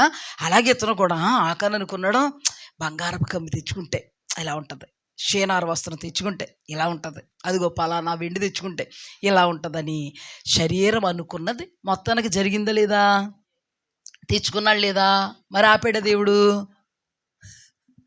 అప్పుడు మన శరీరం రివ్వు రివ్వు రివ్వు అని వెళ్ళిపోతుంటే ఆగమ్మండు ప్రభు ఏమన్నా. అలాగే సిగరెట్ కాల్చుకోండి, లెంపగా వేసి ఏం చేయాలి? లాగాలి. తాగుబోతుడు ఇలా పెట్టుకున్నాడంట, ఇది పైకి ఇలాగ ఎగిరిపోవాలి. దేవుడు అలా చేయడమ్మా. మనకి స్వాతంత్రత ఇచ్చాడు, ఏది మంచో ఏది చెడో చెప్పాడు, ఏది శాపమో ఏది ఆశీర్వాదమో చెప్పాడు, ఏది వాక్య క్రమమో ఏది వాక్యానికి విరోధం చెప్పేశాడు. శరీరంతో నడిపింపబడితే మాత్రం అవన్నీ నెరవేరుతుంది శరీరం. ఆత్మతో నడిపింపబడితే మాత్రం వాగ్దానాలన్నీ నెరవేర్చి ఇస్తుంది మనకి. హల్లెలూయా. ఆకాన్ ఏదనుకున్నాడో అది జరిగిందండి. ఎంత సంతోషమో కదండి. ఏమండి, శారమ్మ అబ్రహాము హాగరమ్మ అనుకున్నది జరగగానే సంతోషం మొదట వచ్చింది, తర్వాత ఆవిరైపోయింది. ఇక్కడ కూడా షేనారు వస్త్రము, బంగారపు కమ్మి, ఈ వెండి తీసుకోగానే చాలా సంతోషం, ఏనాలేని ఆలోచనలు ఎగిరిపోతున్నాయి. ఎక్కడ? లోపల హృదయంలో. కానీ ఎంతసేపు ఉందా సంతోషం? దాచుకోవడానికే సరిపోయింది. ఊరేగలిగావా అబ్బాయి? ఊరేగలిగావా? వేసుకోగలిగావా? వస్త్రం వేసుకోగలిగేవిటి, బంగారం ఏమన్నా చేయించుకోగలిగేవిటి, అందరూ ఎదురుకుండా ధరించుకోగలిగేవిటి, ఎక్కడ దాచిపెట్టావు? అప్పుడు నుంచి నేనేం పట్టుకుందే? భయం పట్టుకుంది కాబట్టి ఎవ్వడ కనబడకుండా దాచావు. ఆ క్షణికమైనటువంటి సంతోషం ఏమైపోయింది? ఇదే అతన్ని పట్టింది. ఈ శరీర సంబంధంగా అతను చేసుకున్నదే అతనికి ఊరైపోయింది. అప్పుడు వరకు అందరితో అందంగా ఉన్నవాడు, కావాలనుకున్నాడో తెచ్చుకున్నాడో పెట్టుకున్నాడో అంతేనమ్మ, కట్టేసినట్టు అయిపోయాడు మనిషి. బిక్కు బిక్కు బిక్కు బిక్కు బిక్కు బిక్కు బిక్కు బిక్కు అనుకుంటూ ఉండేటికి హాయి పట్టణ మీద అపజయం రాని వచ్చేసింది. అప్పుడు ఇంకో బండరాయి పడిపోయింది. ఎక్కడ? హృదయంలో. తప్పు చేసినోడి కంట చాలా ఉంటుంది కదా. బూడిద గుమ్ముడికే దొంగ అంట. బూడిద గుమ్ముడికాయ దొంగోడు అనగానే భుజాలు ఏమైనా తడుముకుంటాడు కదా. అలా ఏమంటే తెచ్చుకున్నవి అనుభవించాడా? ఒక మాట చెప్పనా, నేను ఒకసారి స్టేటస్ పెట్టాను మీకు. ఒక తల్లి, ఈ మార్తమ్మ గారి ఆత్మలో చాలా బలమైన విశ్వాసం అండి. శారీరకంగా లాజర్లాగా ధనవంతురాలు ఏం కాదు, దరిద్రురాలే. కాకపోతే ఆత్మలో మాత్రం చాలా ధనవంతురాలు. అయితే ఒక వ్యక్తి ఆమెను ఇంటర్వ్యూ చేస్తూ అన్నాడు, అమ్మా మీరు ఆదివారం ఎప్పుడు మానరా? మానండి. మరి ఫెన్షను 4,000 ఇస్తున్నారు కదా, అది ఆదివారం రోజునే కదా, ఆదివారం అలా వెళ్ళకుండా ఎలా వెళ్ళి ఫెన్షన్ తెచ్చుకుంటే 4,000 ఉంటుంది కదంటే ఆమె ఏమందో తెలుసా? ఫెన్షన్ తెచ్చుకోవాలా? ఆ తెచ్చుకుని ఇంట్లో పెట్టుకుంటే తినకుండా చచ్చిపోతేనో, ఇలాగే అంది. తినకుండా పోతేనో, దేవుని బట్టి ఇదంతా గెస్ట్ చేసి దేవుని కంటే నాకు ఎక్కువేమీ లేదు, దేవుడే అని 4,000 పెంటతో సమానంగా ఎంచుకుంది. మరి ఈయన అనుభవించకుండా చచ్చాడు కదా. ఎవరో ఆకాను. ఆవిడ అన్నది కరెక్ట్ కదా. అంటే ఆవిడకి ఆత్మజ్ఞానం అంత ఉందన్నమాట. ఆత్మజ్ఞానం ఎంత ఉంది? అంత ఉంది. తినకుండానే చచ్చిపోతేనో, ఇప్పుడు నేను అంటాను కమ్మిని అనుభవించకుండానే చచ్చిపోయావు కదా ఆకాను. షేనారు వస్త్రాన్ని అనుభవించకుండానే చచ్చిపోయావు కదా. నువ్వు తెచ్చుకుని దాచిపెట్టుకున్నావే, నువ్వు అనుభవించడానికి లేదు కదా. ఎప్పుడైతే శారీరకంగా అనుకున్నాడో జరిగిందండి. తను ఏది అనుకున్నాడో తెచ్చిపెట్టుకున్నాడు, దాచుకున్నాడు, తన దగ్గరే ఉంది. మరి ఆ ఒక్క క్షణంలో సంతోషం దగ్గరికి వచ్చాక ఎందుకు లేదు? దగ్గరికి వచ్చాక ఎందుకు లేదు? ప్రతి పాయింట్ని చాలా జాగ్రత్తగా ఆత్మతో అర్థం చేసుకోండి. ఆత్మతో అర్థం చేసుకోండి. అప్పుడు దేవుడు ఏమన్నాడు తెలుసా? యెహోషువతో, యెహోషువా, శపితమైనది మధ్యలో ఉంది, దాన్ని తీస్తే తప్ప నేను మీకు తోడుగా ఉండను. అంటే వాగ్దానాన్ని నెరవేర్చను. దేన్ని తీయాలి? ఎస్, వాగ్దానమును అనుభవించాలంటే నీ సొంత అనేది అన్ని నువ్వు తీసిపడేయాలి. అది నీకు చాలా కష్టం. మళ్ళీ అది ఒకటి చెప్తున్నా, అది కూడా చెప్తున్నా ఎంత కష్టమో. సులభమేం కాదు ఇలా తీసి ఇలా పారేయడానికి. ఎంత కష్టమో చెప్పనా? 17 సంవత్సరాలుగా మెళ్ళ మీద ఎక్కించుకుని పెంచాడండి. ఎవరిని? ఇష్మాయిల్ని. కన్న కొడుకండి. తనకి తన గర్భవాసము నుండి ఉద్భవింపబడినోడు. దైవ చిత్తం కాదేమో కానీ ఎవరి కొడుకు? దేవుడు కూడా అయినను ఇష్మాయేలు నీ సంతానం కనుక అంటాడు. నీ కుమారుడు, పరాయుడు కుమారుడు కాదు ఆయన. అబ్రహాము కన్న బిడ్డ. ఒక మాటలో చెప్పాలంటే తొలిచూలు అనొచ్చు. దైవ చిత్తానికి విరోధంగా సంపాదించుకున్న కొడుకు కాబోతాడా? చెప్పండి అమ్మా. ఈజీగా పంపేయగలడా? గోరుముద్దలు తినిపించుకున్నాడు, మెళ్ళ మీద ఎక్కించుకున్నాడు, గుండెల మీద మోసాడు. కొడుకుని చూసుకుంటూ ఆనందపడుతున్నాడు, సంతోషపడుతున్నాడు. నా కొడుకు నా అంతా అయిపోతున్నాడు, మురిసిపోతున్నాడు. ఒకరోజు దేవుడు వచ్చి సర్వశక్తివంతుణ్ణి దైవ చిత్తం కాదు అని అనగానే, అమ్మయ్య దేవుడు ఈ పనిష్మెంట్ ఇవ్వలేదు, దైవ చిత్తం కాదన్నాడు. అంతే. నువ్వు అనుకోకో, నువ్వు దైవ చిత్తం కాదు, ఏ పనిష్మెంట్ లేదని అనుకోకో. పనిష్మెంట్ తప్పకుండా ఉంటుంది, శిక్ష తప్పకుండా, దండన తప్పకుండా ఉంటుంది. కానీ అప్పుడు వచ్చినప్పుడు మాత్రం దైవ చిత్తం కాదని కుమారుడు గురించి తెలిసింది. కానీ పంపించమన్నాడా? అడుగుతున్నాడా లేదా? ఉన్నాడు లేదా? నిర్ణయ కాలం వచ్చేటప్పటికి పంపించాల్సి వచ్చింది. పంపించకపోతే కుదరదు, ఆ వాగ్దానాలు అనుభవించడానికి లేదు. పంపించకపోతే ఈ వాగ్దాన పుత్రుడిని వాడు ఏం చేస్తాడు? హింస పెడుతూనే ఉంటాడు. చిన్నప్పుడు అంత హింస పెట్టినోడు కయ్యిన్లాగా చేసేస్తాడు. కయ్యిని హేబేల్ని ఏం చేశాడు? చేయలేడంటారా? వేయలేడంటారా? శారీరకంగా నడిచినోడు, ఆత్మీకంగా నడిచినోడు ఏం చేశాడు? హింసించి చంపేశాడు. కానీ ఒకవేళ ఉంచుకుంటే ఎవరికి నష్టం? చాలా నష్టం. త్రుంచుకుంటే ఇప్పుడు కొంత కష్టమైన తర్వాత చాలా లాభం. అంత అల్లారు ముద్దుగా పెంచినోడిని ఏం చేయవలసి వచ్చింది? నీళ్ళ తీర్చి ఆహార పదార్థాలు నెత్తి మీద పెట్టి ఎవరు అన్నట్టుగా. కానీ ఆ కుమారుణ్ణి అబ్రహాం మర్చిపోగలడా? ఆ టైంలో, ఆ సిచ్యుయేషన్లో అస్సలు అబ్రహాము తాలుకోగలడా? హృదయం ఆగుద్దా? కడుపు తీపి ఆగుద్దా? రక్త సంబంధం ఆగుద్దా? రక్తం పంచుకు పుట్టాడే నా కొడుకు. ఎంత కష్టం ఒక్కసారి ఆలోచిస్తే గుండెల్ని పిండేస్తుందండి అది, ఆ కష్టం. అంత ఎందుకంటే మన పిల్లలకు 5 సంవత్సరాలు ఉన్నారో, 6 సంవత్సరాలు ఉన్నాయో, లేకపోతే 16 సంవత్సరాలు ఉన్నాయో, సపోజ్ ఈ సిచ్యువేషన్లోకి ఇలాగొచ్చేసి వదిలేద్దామంటే ఒక మాట చెప్పనా? పెళ్లి చేసి పంపుతాకే ఆ అమ్మాయిని పెళ్లి కూతురు చేస్తున్నా ఏడిపే, అల్లుడు పక్కన ఉంటే తాళి కడుతున్నా ఏడిపే, కొడుకుని చూసి తండ్రి ఏడిచేస్తూ ఉంటాడు, తల్లి ఏడిచేస్తూ ఉంటుంది. ఈ పెళ్లి కొడుకుని చూసి, ఈ పెళ్లి కూతురు చూసి అమ్మ ఏడుస్తుంది. నాన్న ఒక్కసారి ఇమాజినేషన్ చేసుకోండి, అలాంటిది పెళ్లి చేసి పంపి మళ్ళీ వచ్చి ఇది కాదు, శాశ్వతంగా పంపేయాలంతే. ఆ రోజున స్వచ్ఛత్వం చాలా ఆనందంగా ఉంది. కానీ ఈ రోజున అదే స్వచ్ఛత్వం ఏకై కూర్చుంది. దేవుడు అంటాడు, నీ స్వచ్ఛత్వాన్ని నువ్వు తొలగించుకోకపోతే నేను నీతో రాను, నేను నీకు ఇచ్చిన వాగ్దానాన్ని నెరవేర్చను, నేను నీతో ఉండను. కత్తి మీద సాము. ఇప్పుడు ఏం చేయాలి? ఇప్పుడు దేవుడు కావాలా, ఇష్మాయిల్ కావాలా? ఇష్మాయిల్ కావాలని అనుకుంటే మాత్రం తిరగబడిపోద్ది, తగలబడిపోద్ది. ఇంకా వాగ్దాన పుత్రుడు లేడు, వాగ్దానం లేదు, ఏమీ లేదు. మొత్తానికి వాగ్దాన పుత్రుడిని వేసేస్తాడు. ఎంత కఠినమైనటువంటి పరిస్థితి అండి. అందుకే దేవుడు యుగాంతమందున్న మనకు బుద్ధి కలగడానికి దృష్టాంతములుగా వ్రాయించాడు.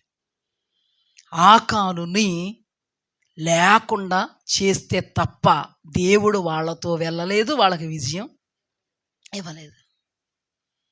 అలాగే మన జీవితంలో చాలా, అందుకేనండి వాక్యం తెలియాలి,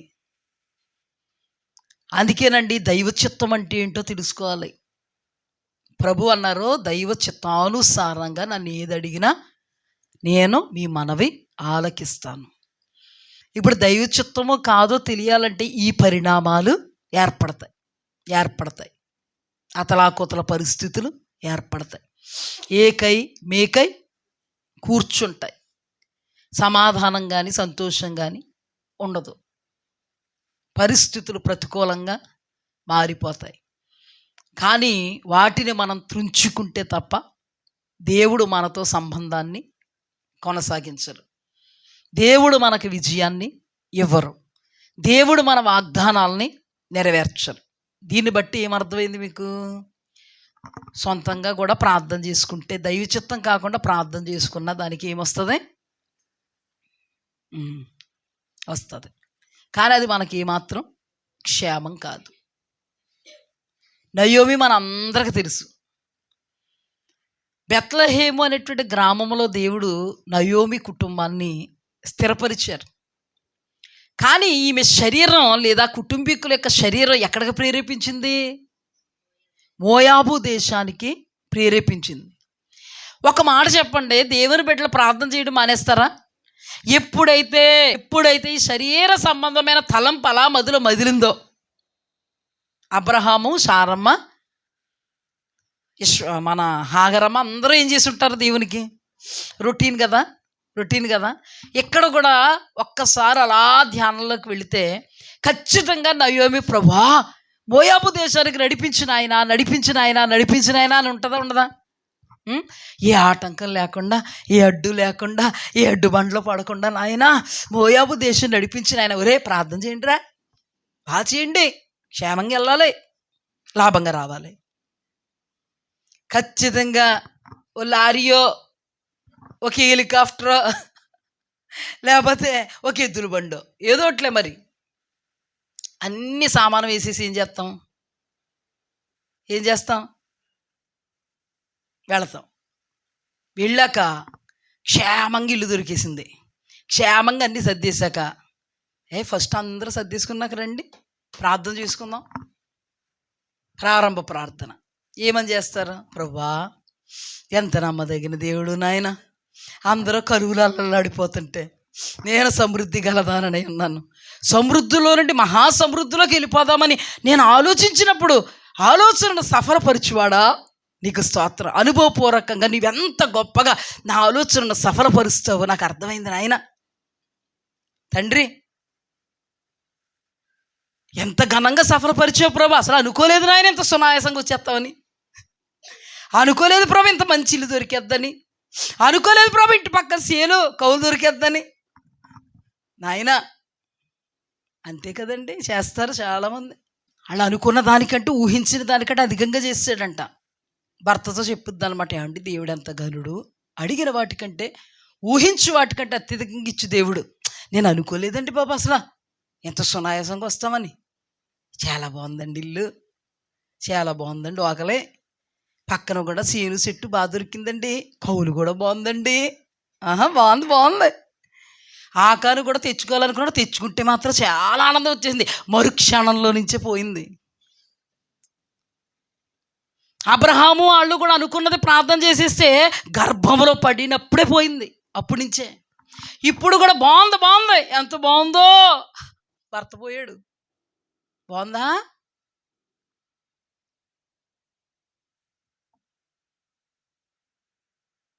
యజమానుడు ఏమయ్యాడు? చనిపోయాడు. ప్రార్థన మానద్దేవుడి. ప్రభా, ఈ శ్రమలో నీవు నాకు తోడై ఉంటావని నమ్ముతున్నాను నాయన. నేనెంత ప్రభా, నేను ఎప్పటికీ కూడా నిన్ను విడవను ప్రభా, ఇలాగ చేసేవని విడవను నాయన. నా విశ్వాసంలో నేను ముందుకు వెళతా. ఎంతో క్షేమంగా నడిపించుకున్నావు, ఎంతో మంచి ఇల్లిచ్చావు, వాకిలిచ్చావు, చేరిచ్చావు, చెట్టిచ్చావు, సమృద్ధిగా దానాలు ఇచ్చాను, మరింత సమృద్ధిలో ఉంచాలనుకున్నావు. ఏదేమైనా నా భర్త నీ దగ్గరికి వచ్చారు నాయన. విశ్వాసాన్ని మాత్రం నేను కోల్పోను నాయన. నువ్వు కోల్పోవు, నువ్వు వెనక్కి వెళ్ళవు, ఇంకా ముందుకే. ఖచ్చితంగా ప్రార్థన చేసి ఉంటుందా ఉండదా? ఎంత బలవంతురాలు కాకపోతే చేసిందా? అంతవరకు సర్వశక్తుడు విక్కులు దుఃఖం చేసి కలిగి చేసాడు అనలే. ఆ తర్వాత ఎంత కాన్ఫిడెంట్తో ఉందో ఎవరి మీద తెలిసి? కాన్ఫిడెన్స్ తన దేవుడి మీద. అంటే భర్త పోయినా నా పిల్లల ద్వారా దేవుడు నన్ను ఆశీర్వదిస్తాడు. అర్థమవుతుంది మనందరికీ, ఖచ్చితంగా అర్థం అవ్వాలి. నా భర్త పోయినా నా బిడ్డల ద్వారా దేవుడు నన్ను ఆశీర్వదిస్తాడు. ఇంకిద్దరు బిడ్డలు ఉన్నారు నాకు. ప్రభా, నేను స్తుతిస్తున్నాను. ఓ మాట చెప్తానులే. అప్పుడు ఆవిడ యోబు గురించి అనుకుందాం. ఇప్పుడు విశ్వాసుల్లో యోబునే కనుక ముందు పెట్టుకుని ఆవిడ ఏం చేద్దానో తెలుసా? ప్రభా, యోబు గారు నాయన అన్నీ పోయినా నిన్ను స్తుతించారు, నేను ఆ జాబితాలో ఉండాలని నేను స్తుతిస్తున్నాను. తండ్రి, నా భర్త పోయినా నీ కృతజ్ఞతాస్తుతి కలుగ్గాక. నాకు ఇచ్చిన ఇద్దరు బిడ్డలను బట్టి నీ కృతజ్ఞతాస్తుతి అని ఉంటుంది. మరి ఆత్మలో బలమైన విశ్వాసం కదండి. బలమైన విశ్వాసులు ఏం చేస్తారండి? నీకు స్తుతి కలుగ్గాక. మన ద్వారా దెబ్బలాట వచ్చేసిన ప్రభా నీకు స్తుతి కలుగ్గాక. మన ద్వారా సర్వం కోల్పోయినా ప్రభా నీకు స్తుతి ఏంటి ఈవిడ ఫీలింగ్ అంటే? యోసేపు అలాగే ఉంది కదా. ఇప్పుడు ఏమి గాబరా పండ ప్రభా, కొనసాగించండి రా డాడీది మీరు. అందుకే పెళ్లి చేసింది అక్కడ కదమ్మా. ఆ తర్వాత మరలా ఇంకొక కుమారుడు చనిపోయాడు.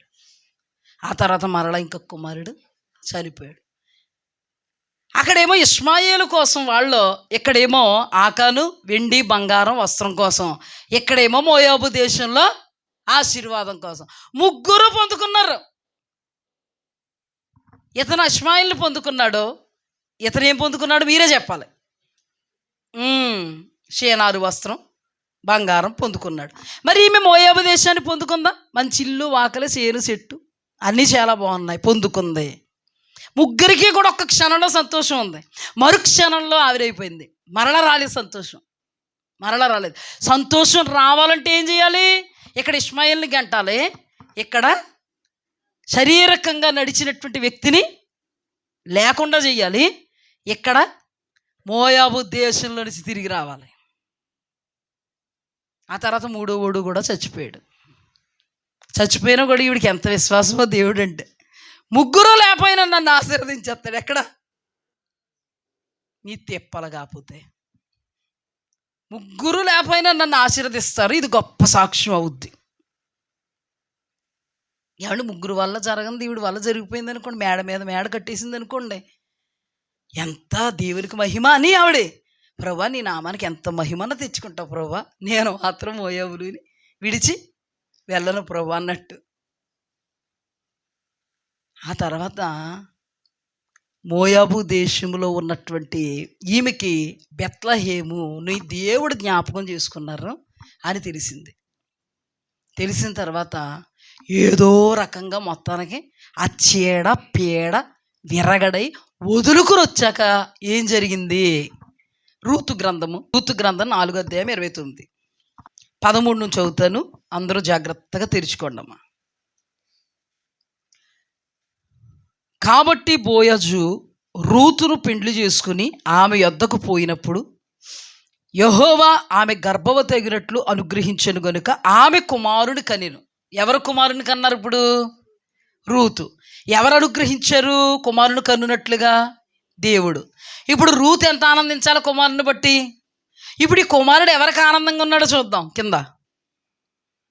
అప్పుడు స్త్రీలు, ఈ దినమున నీకు బంధువుడు లేకుండా చెయ్యని యెహోవా స్తుతినందును గాక, ఆయన నామం ఇశ్రాయేలీల్లో ప్రకటింపబడుగాక. నిన్ను ప్రేమించి 7 కుమారుల కంటే నీకు ఎక్కువగా ఉన్న నీ కోడలు ఇతనిని కనెను. ఇతడు నీ ప్రాణమును ఓదార్చి ముసలితనమున నీకు పోషకుడగునని నయోమితో చెప్పిరి. అప్పుడు నయోమి ఆ బిడ్డను తీసుకుని కౌగిట ఉంచుకుని వానికి దాదిగా ఉండెను. ఆమె పొరుగు స్త్రీలు నయోమి కొరకు కుమారుడు పుట్టినని చెప్పి అతనికి ఒబేదేదని పేరు పెట్టిరి. అతడు దావీదునకు తండ్రి అయిన యెష్షీ యొక్క తండ్రి. హల్లెలూయా. ఎప్పుడైతే ఈ మోయాబుని విడిచొచ్చిందో ఏడిసిదల్లా నవ్వింది. ఎందుకు దేవుడు ఇలా రాయించాడు? ఎందుకు ఇలా దేవుడు రాయించాడు? 7 కుమారుల కంటే ఎక్కువైనటువంటి రూతు నీకు కుమారుణ్ణి కనిచ్చింది. నీ వృద్ధాప్యదేశంతో అతడు నీకేమయ్యాడు? కుమారుడయ్యాడు, పోషకుడయ్యాడు.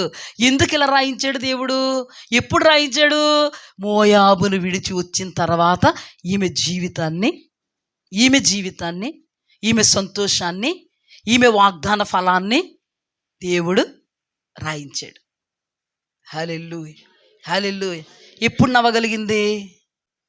ఎప్పుడు సంతోషించగలిగింది? సమృద్ధి గలదా వెళ్ళింది అక్కడికి, సంతోషించగలిగిందా? గుర్తించండి అమ్మా, చెప్పండి. యవ్వనంలో సంతోషించగలిగిందా? సమృద్ధి గలదా వెళ్ళింది, సంతోషం దక్కింది. అక్కడ ఏడుపు కొట్టుకోకమే, అక్కడ ఉన్నంతసేపు ఏడుపు ఏడుపు ఏడుపు ఏడుపు. ఒక్కసారి మోయాబును విడిచొచ్చిందో లేదో, ఏం తక్కువైంది ఆమెకి? అందంగా నవ్వింది. ఆ వృద్ధాప్య దశలో కూడా కుమారుడు కింద ఒక మాట అంటుంది అయ్యో, మీకు తెలుసా? భర్తలు చచ్చిపోతారు, కోడళ్ళు అంటే ఈమె కొడుకులు చనిపోతారా, ఆమె భర్తలు చనిపోతారు. చనిపోతున్న ఏమేమన్నా, అమ్మా మీరు మీ దేవుడి దగ్గరికి వెళ్ళిపోండి, మీరు మీ ఇంటికి వెళ్ళిపోండి. ఎందుకంటే ఇప్పుడు నా కోసం మీరు కనిపెట్టుకుని ఉంటే నేను పిల్లలను కన్నాక ఆ పిల్లలు ఎదిగేటప్పుడు మీరు ముసలోళ్ళు అయిపోతారు. అందలేదా? అంటే ఆమెకి కొడుకులు అనేది అసంభవం. అలాంటిది దేవుడు ఇప్పుడు ఏం చేశాడు? అదే మాటనే అక్కడ మాట్లాడిన ఆ మాటను కూడా దేవుడు పట్టించుకుని ఇక్కడ రివర్స్ చేసి ఇప్పుడు రూతుకు కొడుకు, కానీ రూతు కొడుకు అని రాయించలేదు ఇక్కడ. నయోమి కొడుకు, నయోమిని ఆదరించడానికి, నయోమి తల మీద చెయ్యించడానికి, నయోమిని పోషించడానికి, నయోమి నోట నవ్వు ఉండడానికి. ఎందుకు రాయించాడు ఇక్కడ ఈ మాట తెలుసా? ఈ సందర్భం, ఈ కోణం గురించి రాయించాడు. ఈ కోణం ఏ కోణం? మోయాబుకు వెళ్ళాలనుకుంది, సర్వసమృద్ధిని అనుభవించాలనుకుంది, వెళ్ళింది. తన శారీరకమైనటువంటి ఆలోచన నెరవేరింది. కానీ అక్కడ మరుక్షణం ఏమైంది? ఆమెకి ఎంత కష్టాన్ని అనిపించిందండి.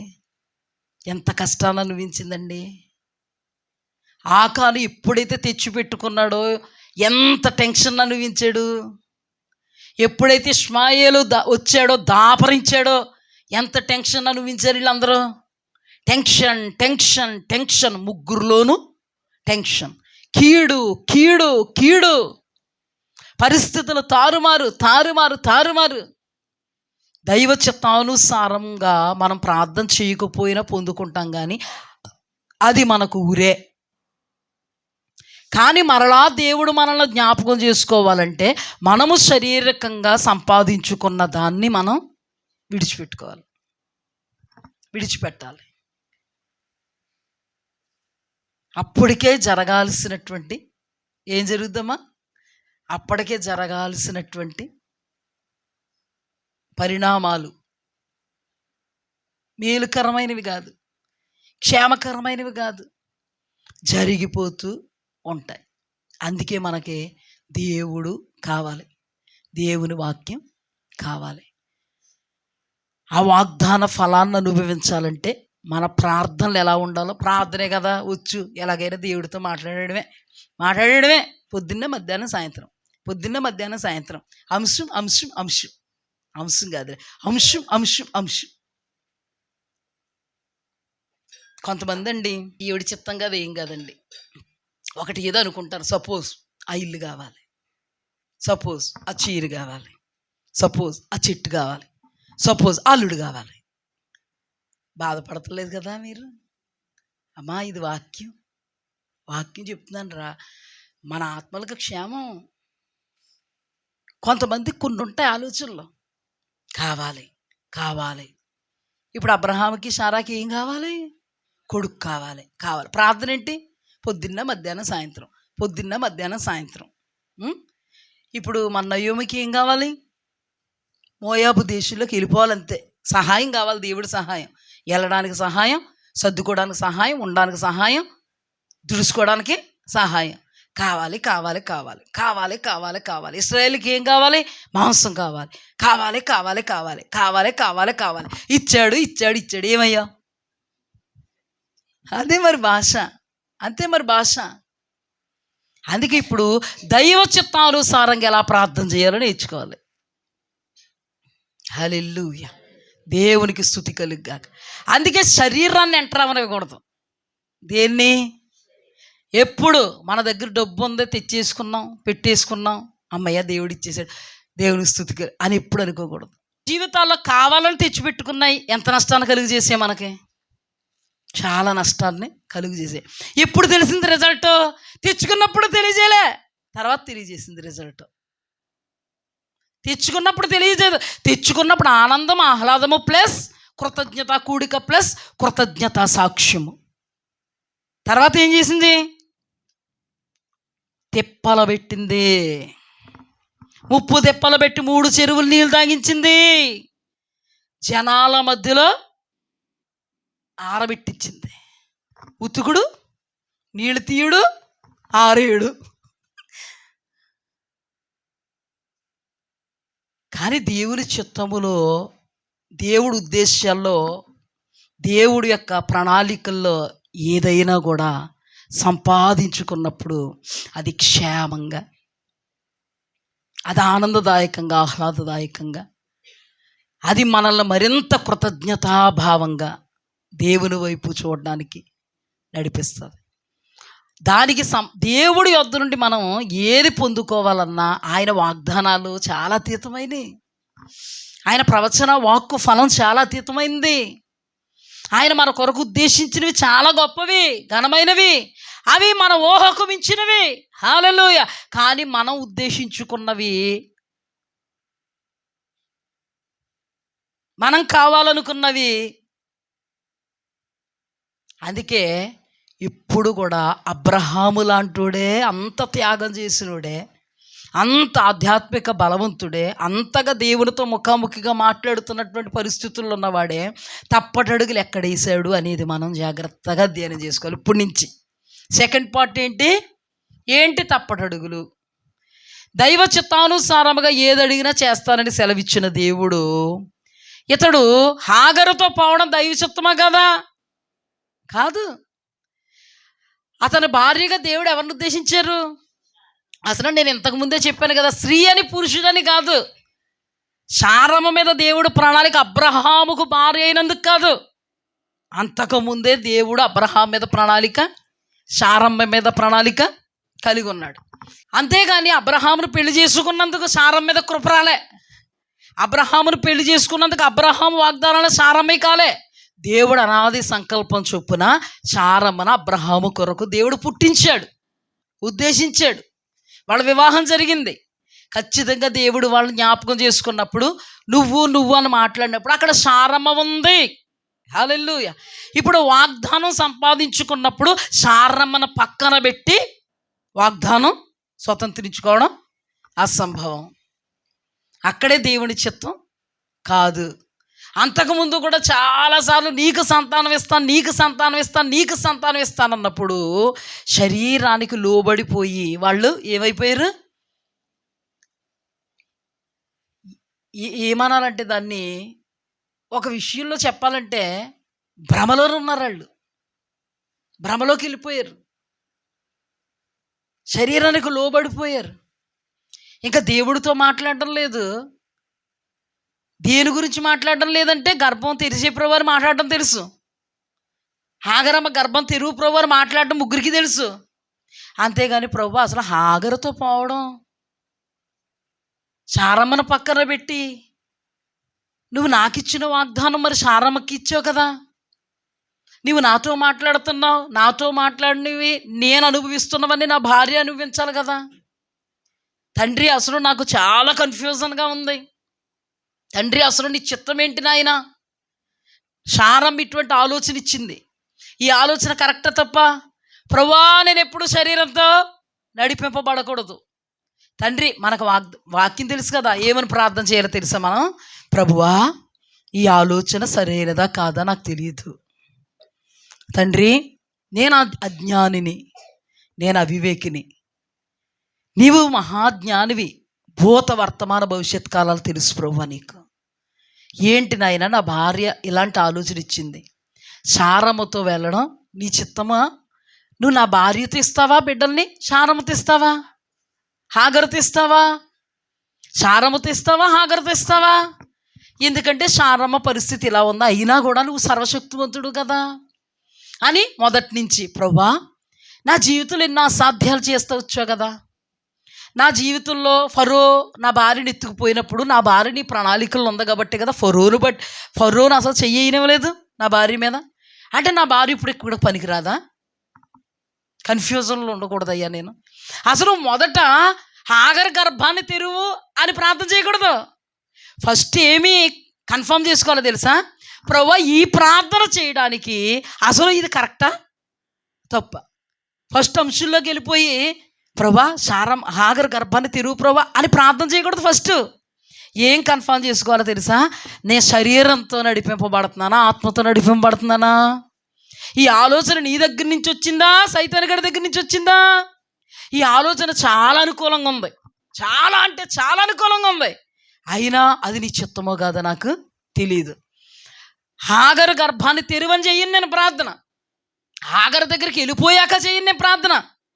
హాగర్ని ఒక ఆప్షన్ కింద అలా పెట్టి టచ్ చేయకుండా హాగర్ని శారమ్మ మాటను పట్టుకుని ప్రార్థన గదిలో ఇన్ని రోజులైనా దేవుడితో కనిపెడితే అన్యాయిస్తుడా నీ దేవుడు?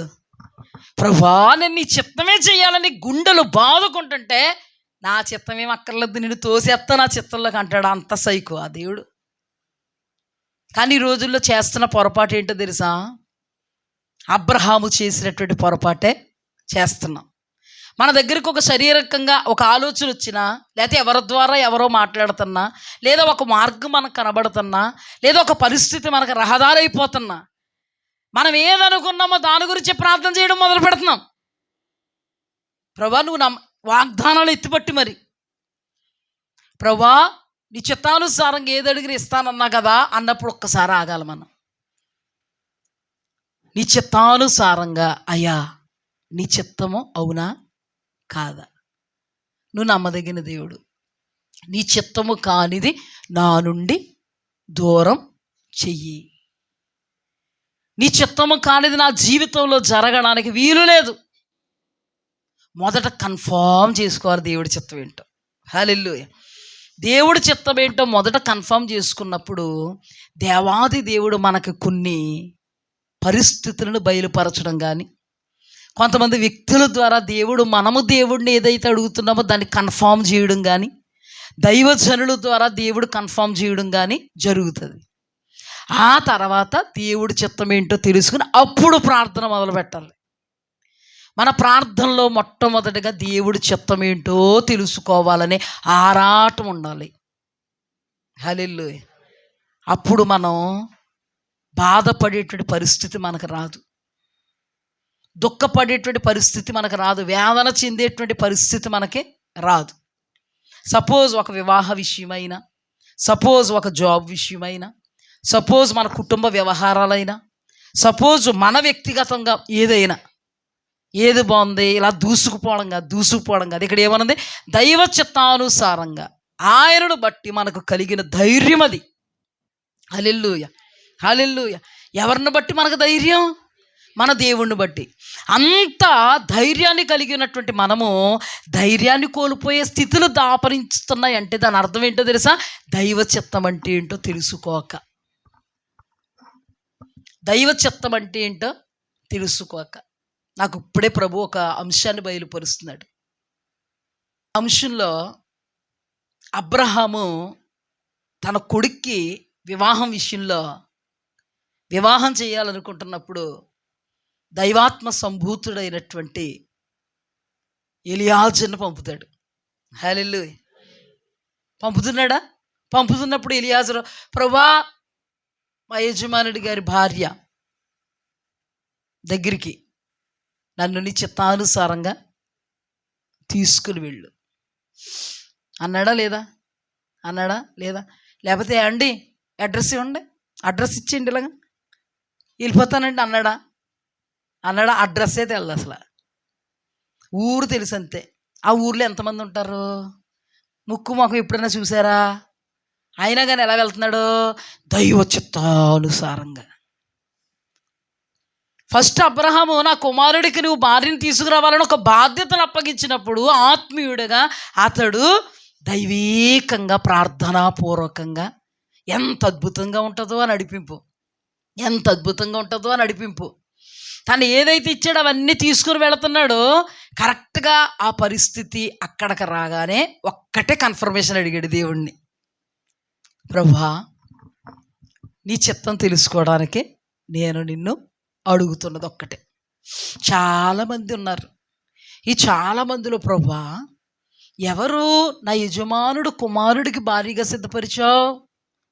వాళ్ళు నేను నీళ్ళు అడిగినప్పుడు నాకు నీళ్ళు ఇవ్వాలి, ఆ తర్వాత నీ ఒంటులకు కూడా ఇస్తానని చెప్పాలి, అప్పుడే నా యజమానుడు కుమారునికి భార్యని నువ్వు సిద్ధపరిచావని నేను అనుకుంటున్నాను.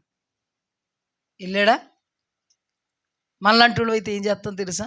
అంటే నేను ఉన్నానులే, ఏం చేస్తాం తెలుసా? మనలాంటి వాళ్ళు మన వెళ్ళిపోయి అడ్రస్ చూసుకుని, అంటే పలానా ఊరు అని చెప్పారు, పలానా తూన్ దగ్గరికి ఆడపిల్లలందరూ వస్తారు. ఏమండి ఇక్కడ బెత్తియేలు ఫస్ట్ మనం చేసేది, ఏమండి బెత్తియేలు గారు అంటండి, ఎవరండి? పలానా ఇంతమంది అండి పిల్లలు, ఎవరండి మీకు తెలుసండి? అక్కడ అస్సలు టైం వేస్ట్ చేయం, ప్రార్థనలు ఏముండవు. అంటే ఇది నేను వివరిస్తాను, జాగ్రత్తగా వినండి. టైం వేస్ట్ అయిపోద్ది అనుకుంటాం మనం, కానీ అక్కడ ఎలియాజరు తమాయించుకుని కాసేపు అలా ఉండి, ప్రభువా దేవుని మీద ఆశ పెట్టుకున్నవాడు, దేవుని చిత్తం చెయ్యాలనుకున్నవాడు శరీరానికి శరీర ప్రేరణలకి ఎప్పుడూ త్రావివ్వడు. దేవునికే ప్రియారిటీ ఇస్తాడు. ఎంత కష్టమైనా, ఎంత తొందరపాటు అయినా, ఎంత ఇదని. కొంతమంది చూడండి గాబరా పడిపోతుంటారు. కొంతమంది చూడండి గాబరా అంటే ఇప్పుడే అన్నం ఇలా పెట్టగానే 3 విజిల్స్ చేసేయాలి, తినేయాలి, గాబరా పడిపోతుంటారు. కానీ దైవ చిత్తానికి గాబరా ఉండకూడదు. దైవ చిత్తం చెయ్యాలి అనే ఆలోచన కలిగిన వాడు ఎప్పుడు గాబరా పడ్డ, ప్రతిదీ క్షుణ్ణంగా పరిశీలన చేసుకుంటూ కన్ఫామ్ చేసుకుంటూ ఉంటాడు. చేసుకున్నాడా లేదా? మరి ఇప్పుడు అబ్రహాము గారు అలా కన్ఫర్మ్ చేసుకోవచ్చు కదా, అప్పటికి అబ్రహాము గారికి మనకే దేవుడికి ఉన్న సత్సంబంధం కంటే ఎక్కువ కదా. చేసుకున్నాడా? ప్రభువా ఇందాక చెప్పాను కదా, నా భార్య ఇలా అంటుంది, నాతో మాట్లాడినప్పుడు నా భార్య నాలో ఉంది, మరి ఇప్పుడేమో నా భార్య స్థానాన్ని ఇంకొక ఆమెకి ఇచ్చి ఆమెతో నాకు పిల్లలు కనేలాగా చేయమంటుంది. అంతేకాదు ఒక నెపం వేసింది నా భార్య, యెహోవాయే సొంతు లేకుండా చేసాడు. అసలు నువ్వు సొంతు లేకుండా చేసింది నువ్వా ప్రభువా? అడగొచ్చు కదా. నేనైతే అలాగ అడుగుతాను, మరి సొంతు లేకుండా చేసింది నువ్వా? మరి నా భార్య ఇలా ఉంది, సంతానం లేకుండా చేసింది నువ్వా? వాగ్దానం ఇచ్చింది నువ్వేగా. అసలు నా భార్య ఇలా అంటుంది, హాగరుతో పొమ్మంటుంది, హాగరుతోనా నాకు సంతానం ఇస్తావు, నా భార్యతోనా? కన్ఫ్యూజన్లో పెడతాడా? ఉన్నది ఉన్నట్టుగా చెప్తాడా లేదా? 10 మంది ఉంటే జ్ఞాపకం చేసుకుంటావంటే చేసుకుంటాను అన్నాడా లేదా? 40 మంది ఉంటే 30 మంది ఉంటే అంటే అన్నాడా లేదా? మరి అలాంటివాడు ఇప్పుడు దిగిరాడా? శరీరానికి అవకాశం ఇచ్చినోడు ఇంకా దేవుడి దగ్గరికి వెళ్ళడు. ఏదనుకున్నాడు అదే చేసేయాలి, ఊగిపోవాలి, ఇంకా అదే జరిగిపోవాలి, ఇప్పుడే జరిగిపోవాలి. కానీ దైవాత్మతో నడిపింపబడుతున్నటువంటి ఎలియాజరు అంత మాట్లాడాడు దేవునితో. అంత మాట్లాడి వేచి చూచి ఏమన్నాడు? అమ్మా, దాహానికి నీళ్ళు ఇవ్వు, మీకే కాదయ్యా మీ ఒంటిలోకి కూడా నీళ్లు చేదుతా. అప్పుడు ఏం చేశాడు తెలుసా? దేవా స్తోత్రం నాయన, నమ్మదగిన దేవుడు అయ్యా తండ్రి, నా యజమానుడు కుమారుడికి భారీగా నువ్వు ఎవరిని సిద్ధపరిచావో అక్కడికి ఎగ్జాక్ట్గా నువ్వు నన్ను నడిపించావయ్యా, నీకు స్తుతి కలుగుగాక. అమ్మాయిని చూడగానే అంత మర్చిపోయాడా? నా యజమానుడు నా భుజాల మీద పెట్టినటువంటి భారమును నేను ఏం చేశాను? 100% సక్సెస్ చేశా. అటు వెళ్ళిపోయిందా గాలి? ఆలోచన అటు వెళ్ళిపోయిందా? తన దేవుని మీద కేంద్రీకరింపబడింది ఆలోచన. దేవుడు స్తుతి నుందుగాక అన్నాడు. అబ్రహాము కుమారుడు, నా యజమానుడు కుమారుడికి భారీగా సిద్ధపరిచినటువంటి ఆ స్త్రీ దగ్గరికి ఎగ్జాక్ట్గా నన్ను తీసుకొచ్చిన నా దేవుడు స్తుతి నందునుగాక. అద్భుతంగా ఏ ఉద్దేశ్యముతో అబ్రహాం పంపాడో దేవుని ఆత్మతో నడిపింపబడుతూ ఉద్దేశ్యములో నిలబడి ఎగ్జాక్ట్గా ఏ విషయములో వెళ్ళాడో ఆ విషయముతో వచ్చాడు. హల్లెలూయా. ఘనమైన పరిస్థితి కాదండి ఇది. ప్రతిదానికి కూడా తొందరపాటు అనేది మనకి ఉండకూడదు. దేవుడు దేవుడు దేవుడు మా జీవితాల్లో నిజంగా దేవునితో ఉన్నటువంటి సత్సంబంధాన్ని బట్టే ఒక చోటకు వెళ్ళాలన్నా ఏదైనా చెయ్యాలన్నా ప్రభు చిత్తమైతే నడిపించుకుంటారు, ప్రభు చిత్తమైతే నడిపించుకుంటారు. అదే చేసేసుకోవాలి, అలాగే వెళ్ళిపోవాలి, అలాగే ఉండిపోవాలి అని అనుకుంటే ఖచ్చితంగా మనం తిప్పలు తెచ్చుకుంటాం. అది మనకు గొప్ప హెచ్చరికగా మిగిలిపోద్ది.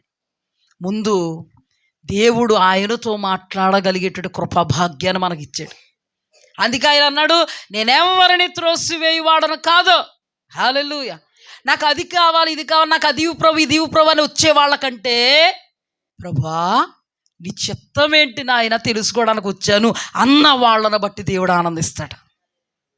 హల్లెలూయా. అసలు నీ చిత్తం ఏంటి నాయన, ఏంటి నాయన, ఈ కన్ఫ్యూజన్ నుంచి నన్ను తొలగించగల దేవుడు నీవు. నాకు చెప్పు, నీ నీతి మార్గంలో మాత్రమే నడవాలన్న ఆశ, పక్క త్రోవలు పట్టే దుస్థితికి నేను దిగజారిపోకూడదు. అందుకే నాయన నాకు చెప్పు, నువ్వు చెప్పేంత వరకు కూడా నేను దేనికోసం ప్రార్థన చేయాలో కూడా నాకు తెలీదు. అప్పుడు దేవుడు తెలియపరుస్తాడు. అప్పుడు దేవుని చిత్తానుసారంగా మనం అడగడం మొదలు పెట్టాలి. హల్లెలూయా, హల్లెలూయా. దైవ చిత్తానుసారముగా మనం ఏది అడిగినా ఆయన మనవి ఆలకించి సంతోషంగా ఇస్తాడు మనకి. హల్లెలూయా. దుఃఖపడితే ఇవ్వడు, సంతోషంగా ఇస్తాడు. హల్లెలూయా. దేవునికి స్తుతి కలుగుగాక. ఆయన దగ్గర నుంచి మనం సంతోషదాయకంగానే పొందుకోవాలి కానీ దుఃఖకరంగా పొందుకోకూడదు. ఒక తండ్రి ఒక కుమారుడికి సంతోషంగా బైకు కొనిపెట్టాలి కానీ ఒక కుమారుడు వాడిని చూసావా నువ్వు వాళ్ళ నాన్న చూసావా నువ్వు, అసలు బుద్ధి తెచ్చుకో, ఎలా కొంటున్నాడు, కొనాలని తెలదా? ఇంత పెద్దోడిని అయ్యాను, కాలేజ్ అంతా చదువుకుంటున్నాను, అందరూ నన్ను చూస్తున్నారు. వాళ్ళ నాన్నని బాధ పెట్టి కొనిపించుకోకూడదు. ఆనందంగా తండ్రి కొనిస్తే, అద్భుతమైన వ్యక్తిత్వం కలిగినోడు తండ్రిని ఎప్పుడు అడగలేదు కానీ తండ్రి తెలుసుకుని కొన్నాడు. సాఫీగా వెళ్తాడు, సాఫీగా వస్తాడు. అడ్డదిడ్డంగా కొనిపించుకున్నవాడు అడ్డదిడ్డంగా వెళ్తాడు, ఏ చెట్టును గుద్దేస్తాడు. తర్వాత ఎక్కడికి వెళ్ళిపోతాడు? అమ్మ మరి చాలా ఇది చేసి తండ్రితో కొనిపించుకున్నాడు కదా, కొనిపించుకున్నప్పుడున్న ఆనందం కొనుక్కొని బైక్ వేసుకెళ్ళాక లేదు. ఈయన ఎక్కడ? హాస్పిటల్లో తేలాడు. బైక్ ఎక్కడుంది? చెట్టు కిందది. అక్కడికెక్కడికో తీసుకెళ్ళారు. దేనికి? రిపేర్కి. మన పరమ తండ్రి కూడా అంతే. హల్లెలూయా. ఏడ్చి ఏడ్చి పొందుకోకు. దేవుడు హృదయములో ఏముందో తెలుసుకుని నీకు ఏది ఇవ్వాలని అనుకుంటున్నాడో దేవుడు తెలుసుకుని దాన్ని బట్టి కృతజ్ఞతగా అడగడం నేర్చుకో. హల్లెలూయా. అందుకే దేవుని వాక్యంలో కృతజ్ఞతాపూర్వకముగా మీ విన్నపములు మీ దేవునికి తెలియజేయండి. అంతేగాని ఇస్తామా సత్తామా అని కాదు, కృతజ్ఞతగా. ఎంతవరకు నువ్వు ఇచ్చావు ప్రభువా? ఎంతవరకు ఉన్న స్థితి నువ్వు ఇచ్చిన స్థితే. ప్రభువా, నువ్వు ఇలా నాకు వాగ్దానం చేసావు, ఆ వాగ్దాన ఫలం నేను పొందుకోవాలని నీ చిత్తానుసారంగా ప్రార్థన చేస్తున్నాను. నీ ఉద్దేశ్యం నా జీవితంలో జరగాలి. అప్పటికే ఆయన చిత్తం ఏంటో తెలిసిపోయింది కాబట్టి, ప్రభువా మరి ఈ చిత్తం తెలియపరిచిన దేవా, ఈ చిత్తాన్ని నువ్వు అక్షరాల నెరవేర్చు. హల్లెలూయా. చీకటి కార్యాలు అయిపరచు, దుష్టుడు క్రియలు దూరపరచు. దేవుడి చిత్తానికి ఆటంకంగా వస్తూ ఉంటాడు ఎవడో. హల్లెలూయా. ఇప్పుడు చూడండి, ఇప్పటికే ఒకవేళ దేవుని చిత్తానికి విరోధంగా ఏడ్చి ఏడ్చి పొందుకున్నామేమో, దాని రిజల్ట్ ఆల్రెడీ అనుభవిస్తున్నామేమో తెలీదు. దాని రిజల్ట్ ఆల్రెడీ అనుభవిస్తున్నామేమో. కానీ దేవుడు మనకి చెప్తున్నటువంటి చక్కటి అద్భుతమైన అతీతమైన మాట ఏంటో తెలుసా? వాగ్దానాలని నేను నెరవేర్చాలంటే, నేను నీకు తోడుగా ఉండాలంటే, నేను నీకు సర్వమై ఉండాలంటే, నిన్ను గమ్యానికి చేర్చాలంటే, ఈ లోకంలో నేను నిన్ను సంతోషంగా జీవింపజేయాలంటే, ఈ లోకంలో ధారాళంగా నా ద్వారా నువ్వు పొందుకోవాలంటే, ప్లస్ పరలోక రాజ్యంలో ఉన్నత స్థానంలో నిలబడాలంటే, ఇంతవరకు దైవ చిత్తము కానిది ఉందే అది తీసేసుకో. ఒకటి. రెండోది, శరీరానికి అవకాశం ఇచ్చేటువంటి స్థితి నీకు దూరం అయిపోవాలి. శరీరాన్ని ఎప్పుడు కూడా సంతోషపెట్టకు. శరీరము నడిపిస్తున్నట్టుగా నువ్వు నడవకు. శరీరం నడిపిస్తున్నట్టుగా నడిస్తే మాటలు తప్పవు, చెడ్డ సాక్ష్యం తప్పదు, వెనకతలు నీకు ముద్రలు తప్పవు. నీ పేరు ఒకటైతే పక్కన ఒక పేరు వచ్చి జాయిన్ అవుద్ది. ఇదంతా మేలా మనకి? ఇదంతా క్షేమమా? అందుకే దేవుడు ఆయనను బట్టి మనకు కలిగిన ధైర్యం ఏదనగా, ఆయన చిత్తానుసారంగా మనం ఏది అడిగినా ఆయన మనవి ఆలకించినది. హల్లెలూయా.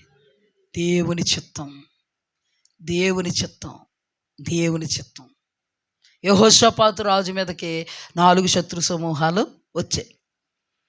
ఇదే దేవుడి చిత్తమేమో, 4 శత్రు సమూహాలను నీ చిత్తమేమో, ఇదే దేవుడి చిత్తమేమో అనుకున్నాడా? అతనికి దేవుడు అంటే ఏంటో తెలుసు, దేవుని వ్యక్తిత్వం, దేవుని వాక్యం అంతా తెలుసు కాబట్టి, దేవుని వాక్యం తెలిసినాడు కాబట్టి ఏమన్నాడో తెలుసా? కొంత భయం వచ్చినా ధైర్యం తెచ్చుకుని, ప్రభువా ఐగుప్తు దేశంలో అద్భుతాలు చేసావు, కనాను దేశంలోకి నడిపించడానికి ఎంతమందిని పక్కకు తోసేసి మమ్మల్ని ఇక్కడ నిలబెట్టావు, ఇప్పుడు మమ్మల్ని తోసేయడానికి వాళ్ళు వస్తున్నారు, ఇది నీ చిత్తం కాదుగా. హల్లెలూయా. ఆ నడిపింపు ఎందుకు వచ్చింది తెలుసా? అతనికి వాక్యం తెలుసు కాబట్టి. అర్థమైందా? వాక్యం తెలుసు కాబట్టి ఎలా ప్రార్థన చేస్తున్నాడు చూపిస్తాను. ఆ మాట ఎలా ప్రార్థన చేస్తున్నాడు తెలుసా? నువ్వు నీ బాహుబలం చేత, నీ చాచుల చేతుల చేత నీ జనాంగాన్ని, రాజులను మట్టి కరిపించి, గోపురాలు ఆకాశానంటే గోపురాలను పారద్రోలి, గద్ద రెక్కలతో మోసినట్టుగా నీ స్వాస్థ్యాన్ని మోస్తూ నువ్వు తీసుకొచ్చి కనాను దేశంలో మమ్మల్ని కూర్చోబెడితే, ఈ కనాను దేశంలోంచి పెళ్ళగించడానికి వస్తున్నారా మా మీదకి ఈ 4 శత్రు సమూహాలు. ఆ రోజున వాళ్ళని నిర్మూలన చేయకుండా నువ్వు ఆపావు. ఈ రోజున వాళ్ళు నిర్మూలం కాదు కాబట్టి నువ్వు ఇంత బాహుబలంతో తెచ్చి నీ చిత్తంలో మమ్మల్ని ఎక్కడ కూర్చోబెడితే, నీ చిత్తంలోంచి పెళ్ళగించడానికి విస్తారంగా 4 సమూహాలు వస్తున్నాయా అంటే అక్కడ ఏంటి? ఇది నీ చిత్తం, మేము ఎక్కడ ఉండడం. హల్లెలూయా అన్నాడా లేదా? ఇది నీ చిత్తం. మీకు అర్థం కావడానికి ఇది నీ చిత్తం. చిత్తం అని తెలిసి మొదలెట్టాడండి గట్టిగా. చిత్తం అని తెలిసి ఉపవాసం మొదలుపెట్టాడు. చిత్తం అని తెలిసి జనాల్ని సమకూర్చాడు. చిత్తం అని కన్ఫామ్ తనకు తెలుసు, ఇది దేవుని చిత్తం, మనల్ని ఎవడ పెళ్ళగించలేడు ఇక్కడ అని మొత్తం అందరిని ఉపవాసాలు పెట్టి మొత్తం ఉపవాస ప్రార్థనలు, ఆరాధికుల్ని పెట్టి, వాయిద్యాలను పెట్టి, దైవికమైన నడిపింపుతో నడుస్తుంటే దేవాది దేవుడు మాటలాడక మౌనమైపోయాడా? యోధావారలారా ఇశ్రాయేలీయుల జనాంగమా, ఇందు నిమిత్తం మీరు భయపడా ఆవశ్యకత లేదు. యుద్ధం నేను చేస్తాను, మీరు యుద్ధ పంక్తులు తీర్చి నిలబడండి. యుద్ధంలో పోరాడవలసిన నిమిత్తం లేదు, నేను యుద్ధం చేస్తా, జయమిస్తా. హల్లెలూయా. అందరూ అదే హుషారుతో. అద్భుతం ఏంటంటే వీళ్ళు కావాలని కొనుక్కు తెచ్చుకున్నాక హుషారిపోయింది వీళ్ళకి. కానీ యెహోషాపాతుకి జనాన్ని చూస్తే కాసేపు భయం పుట్టింది, కానీ తర్వాత ఉత్సాహమే. అర్థమైందా? తర్వాత ఉత్సాహమే. వీళ్ళేమో ఇష్మాయేలీయుల కోసం ఏడిసి సంపాదించుకున్నాక మొత్తం ఆవిరైపోయింది. ఇక్కడ ఆకాను సంపాదించుకున్నాక టెన్షన్ వచ్చేసింది. ఇక్కడ మోయాబు దేశంలోకి వెళ్ళాక రిక్తురాలు అయిపోయింది. కానీ యెహోషాపాతు దైవ చిత్తములో ఉన్నప్పుడు, దైవ చిత్తములో ఉన్నవాడిని పెళ్ళగించాలనుకుంటున్నప్పుడు మొదట వాళ్ళను చూసి, ఆ శత్రు సమూహాలను చూసి, 3 శత్రు సమూహాలు కదా, 3 శత్రు సమూహాలను చూసి ఒక్కసారిగా షేక్ అయ్యాడు. ఎంతసేపు ఉందా షేక్? ఎవరిని బట్టి ధైర్యం తెచ్చుకున్నాడు? ఎందుకు ధైర్యం తెచ్చుకున్నాడో? అక్కడ ఉండడం దేవుడు చిత్తం కాబట్టి. హల్లెలూయా. అందుకే దేవుని వాక్యములో ఆయనను బట్టి మనకు కలిగిన ధైర్యం ఏదనగా ఆయన చిత్తానుసారంగా మనం ఏది అడిగిన ఆయన మనవి ఆలోకించును. ఇప్పుడు యెహోషాపాతు ఏం పట్టుకున్నాడో గట్టిగా, ఇది దేవుని చిత్తం, ఎవడ కదపలేడు మనల్ని. అందుకే కదండి మమ్మల్ని పెగిరిచ్చేద్దాం అనుకున్న వాళ్ళు ఏం చేయలేకపోయారు. 1 రోజా 2 రోజుల పాపం ప్రయత్నాలు ఎన్ని డబ్బులు పెట్టారు. 1 రోజా 2 రోజులా? మా కనుగుడ్డును ముట్టిన వాడు ఆయన ముట్టుకుని రావాలి. అవునా కదా? మీ జీవితాల్లో అయినా మేమెంతో మీరెంతే దేవునికి. హల్లెలూయా, హల్లెలూయా. దేవునికి స్తుతి కలుగు గాక. ఈ రోజున మీరు నిర్మూలం అయిపోయారా? నిలబడున్నారా? ఎన్ని రాలేదు మీ మీదకి? ఎన్ని శోధనలు రాలేదు? గెలవగలిగిందా శోధన? ఎన్ని పరిస్థితులు రాలేదు? గెలవగలిగాయా పరిస్థితులు? మీ జీవితంలో మీకెన్ని అవరోధాలు ఏర్పడలేదు? ఈ రోజున అన్నీ ఉన్నాయా? ఏది మిమ్మల్ని కదిల్చలేకపోయింది. హల్లెలూయా. ఈ దినాన మా అమ్మను కూడా ఏది కదల్చలేకపోయింది.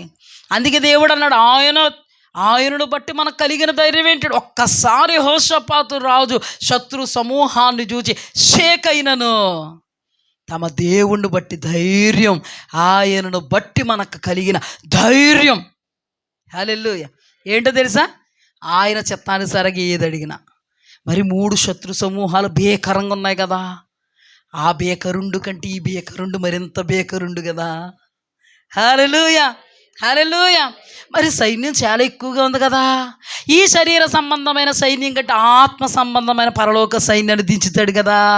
హల్లెలూయా. అందుకే కదా ఎలీషా చుట్టూ అగ్ని రథాలు, అగ్ని గుర్రాలు అన్నప్పుడే ఆ సైన్యాన్ని దించాడు కదా. హల్లెలూయా. ఎందుకు ధైర్యం? ఆయనను బట్టి కలిగిన ధైర్యం, ఆయన చిత్తానుసారంగా ఏది అడిగిన. అందుకే ఉపవాసంతో అడుగుతున్నారండి. దైవ చిత్తం ఏంటో తెలిసి అడుగుతున్నారు వాళ్ళు. హల్లెలూయా. అబ్రహాములా కాదు, శారమలా కాదు, హాగరమలా కాదు, మోయాబు దేశాన్ని ప్రేమించినటువంటి నయోమములా కాదు. చిత్తాన్ని తెలుసుకొని చిత్తాన్ని బట్టి అడుగుతున్నారు. హల్లెలూయా. అప్పుడు దేవుడు సన్నిధిలో ప్రార్థన చేస్తే దేవుడు అద్భుతం చేశాడు. 2వ దినవృత్తాంతాల గ్రంథం చివరి మాట, 2వ దినవృత్తాంతముల గ్రంథం 20వ అధ్యాయము. ఇది మాత్రం బాగా చదువుకుని, చాలా జాగ్రత్తగా చదువుకుని ముగించుకుందాం.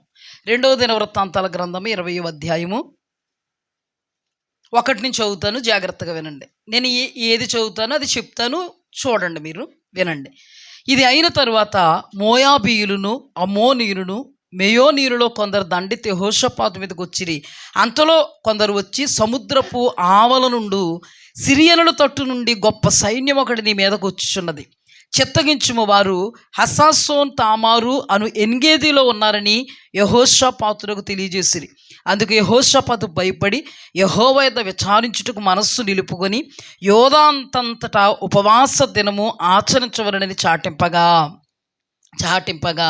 యోధావారు యెహోవా వలన సహాయమును వేడుకొనుటకై కూడుకొనిరి. యెహోవా యొద్ద విచారించుటకు యోధా పట్టణములన్నిటిలో నుండి జనులు వచ్చిరి. యెహోషాపాతు యెహోవా మందిరములో క్రొత్త శాల ఎదుట సమాజముగా కూడిన యోధా యెరూషలేముల జనుల మధ్య నిలబడి, ఇక్కడ చూడండి ఎలా ప్రార్థన చేస్తున్నాడు. మా పితరుల దేవా, నీవు ఆకాశమందు దేవుడివై ఉన్నావు, అన్యజనులను రాజ్యములను ఏలువాడవు నీవే. నీవు బాహుబలము గలవాడవు, పరాక్రమం గలవాడవు. నిన్ను ఎదిరించుట ఎవరికీ బలం చాలదు. నీ జనులైన ఇశ్రాయేలీయుల ఎదుటి నుండి ఈ దేశపు కాపురస్తులను తోలివేసి నీ స్నేహితుడైన అబ్రహాము యొక్క సంతతికి దీనిని శాశ్వతముగా ఇచ్చిన మా దేవుడవు నీవే. వారు అందులో నివాసము చేసి కీడైనను యుద్ధమైనను తీర్పైనను తెగులైనను కరువైనను మా మీదకు వచ్చినప్పుడు మేము ఈ మందిరము ఎదుటను నీ ఎదుటను నిలవబడి మా శ్రమలో నీకు మొర్రపెట్టిన ఎడల నీవు ఆలకించి మమ్మను రక్షించుదు అనుకుని ఇచ్చట నీ నామ ఘనత కొరకు ఈ పరిశుద్ధ స్థలం కట్టించిరి. నీ పేరు ఈ మందిరమునకు పెట్టబడిన కదా. ఇశ్రాయేలీయులు ఐగుప్తులో నుండి వచ్చినప్పుడు, ఇక్కడి నుంచి బాగా వినండమ్మా, ఇశ్రాయేలీయులు ఐగుప్తులో నుండి వచ్చినప్పుడు నీవు వారిని అమ్మోనీయులతోనూ మోయాబీలతోనూ సెయిరు మన్యవాసులతోనూ యుద్ధము చేయనీయలేదు గనుక ఇశ్రాయేలీయులు వారిని నిర్మూలము చేయక వారి యొద్ద నుండి తొలగిపోయిరి. మేము స్వతంత్రించుకొనవలనని నీవు మాకిచ్చిన నీ స్వాస్థ్యములో నుండి మమ్మను తోలివేయుటకై వారు బయలుదేరి వచ్చి మాకెట్టి ప్రత్యోపకారము చేయుచున్నారో దృష్టించుము. మా దేవా, నీవు వారికి తీర్పు తీర్చవా? మా మీదకొచ్చి గొప్ప సైన్యంతో యుద్ధము చేయుటకు మాకు శక్తి చాలదు, ఏమి చేయుటకు మాకు తోచదు, నీవే మాకు దిక్కని ప్రార్థన చేశాను.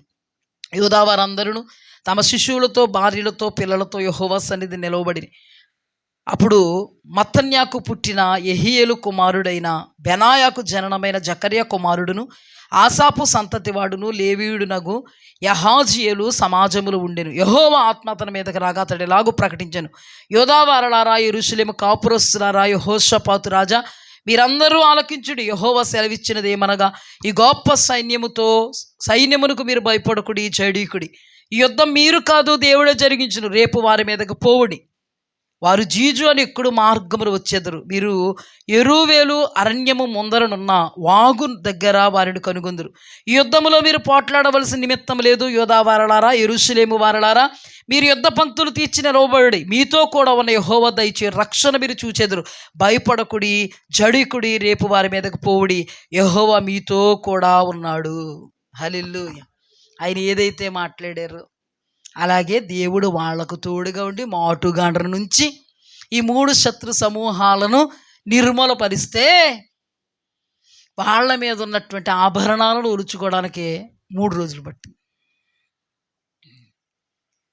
ఇప్పుడు చెప్పండి, ఎలా పడితే అలా చేసేద్దాం ప్రార్థన? మాకు వచ్చి కదా ప్రార్థన, పొద్దున్న మధ్యాహ్నం సాయంత్రం.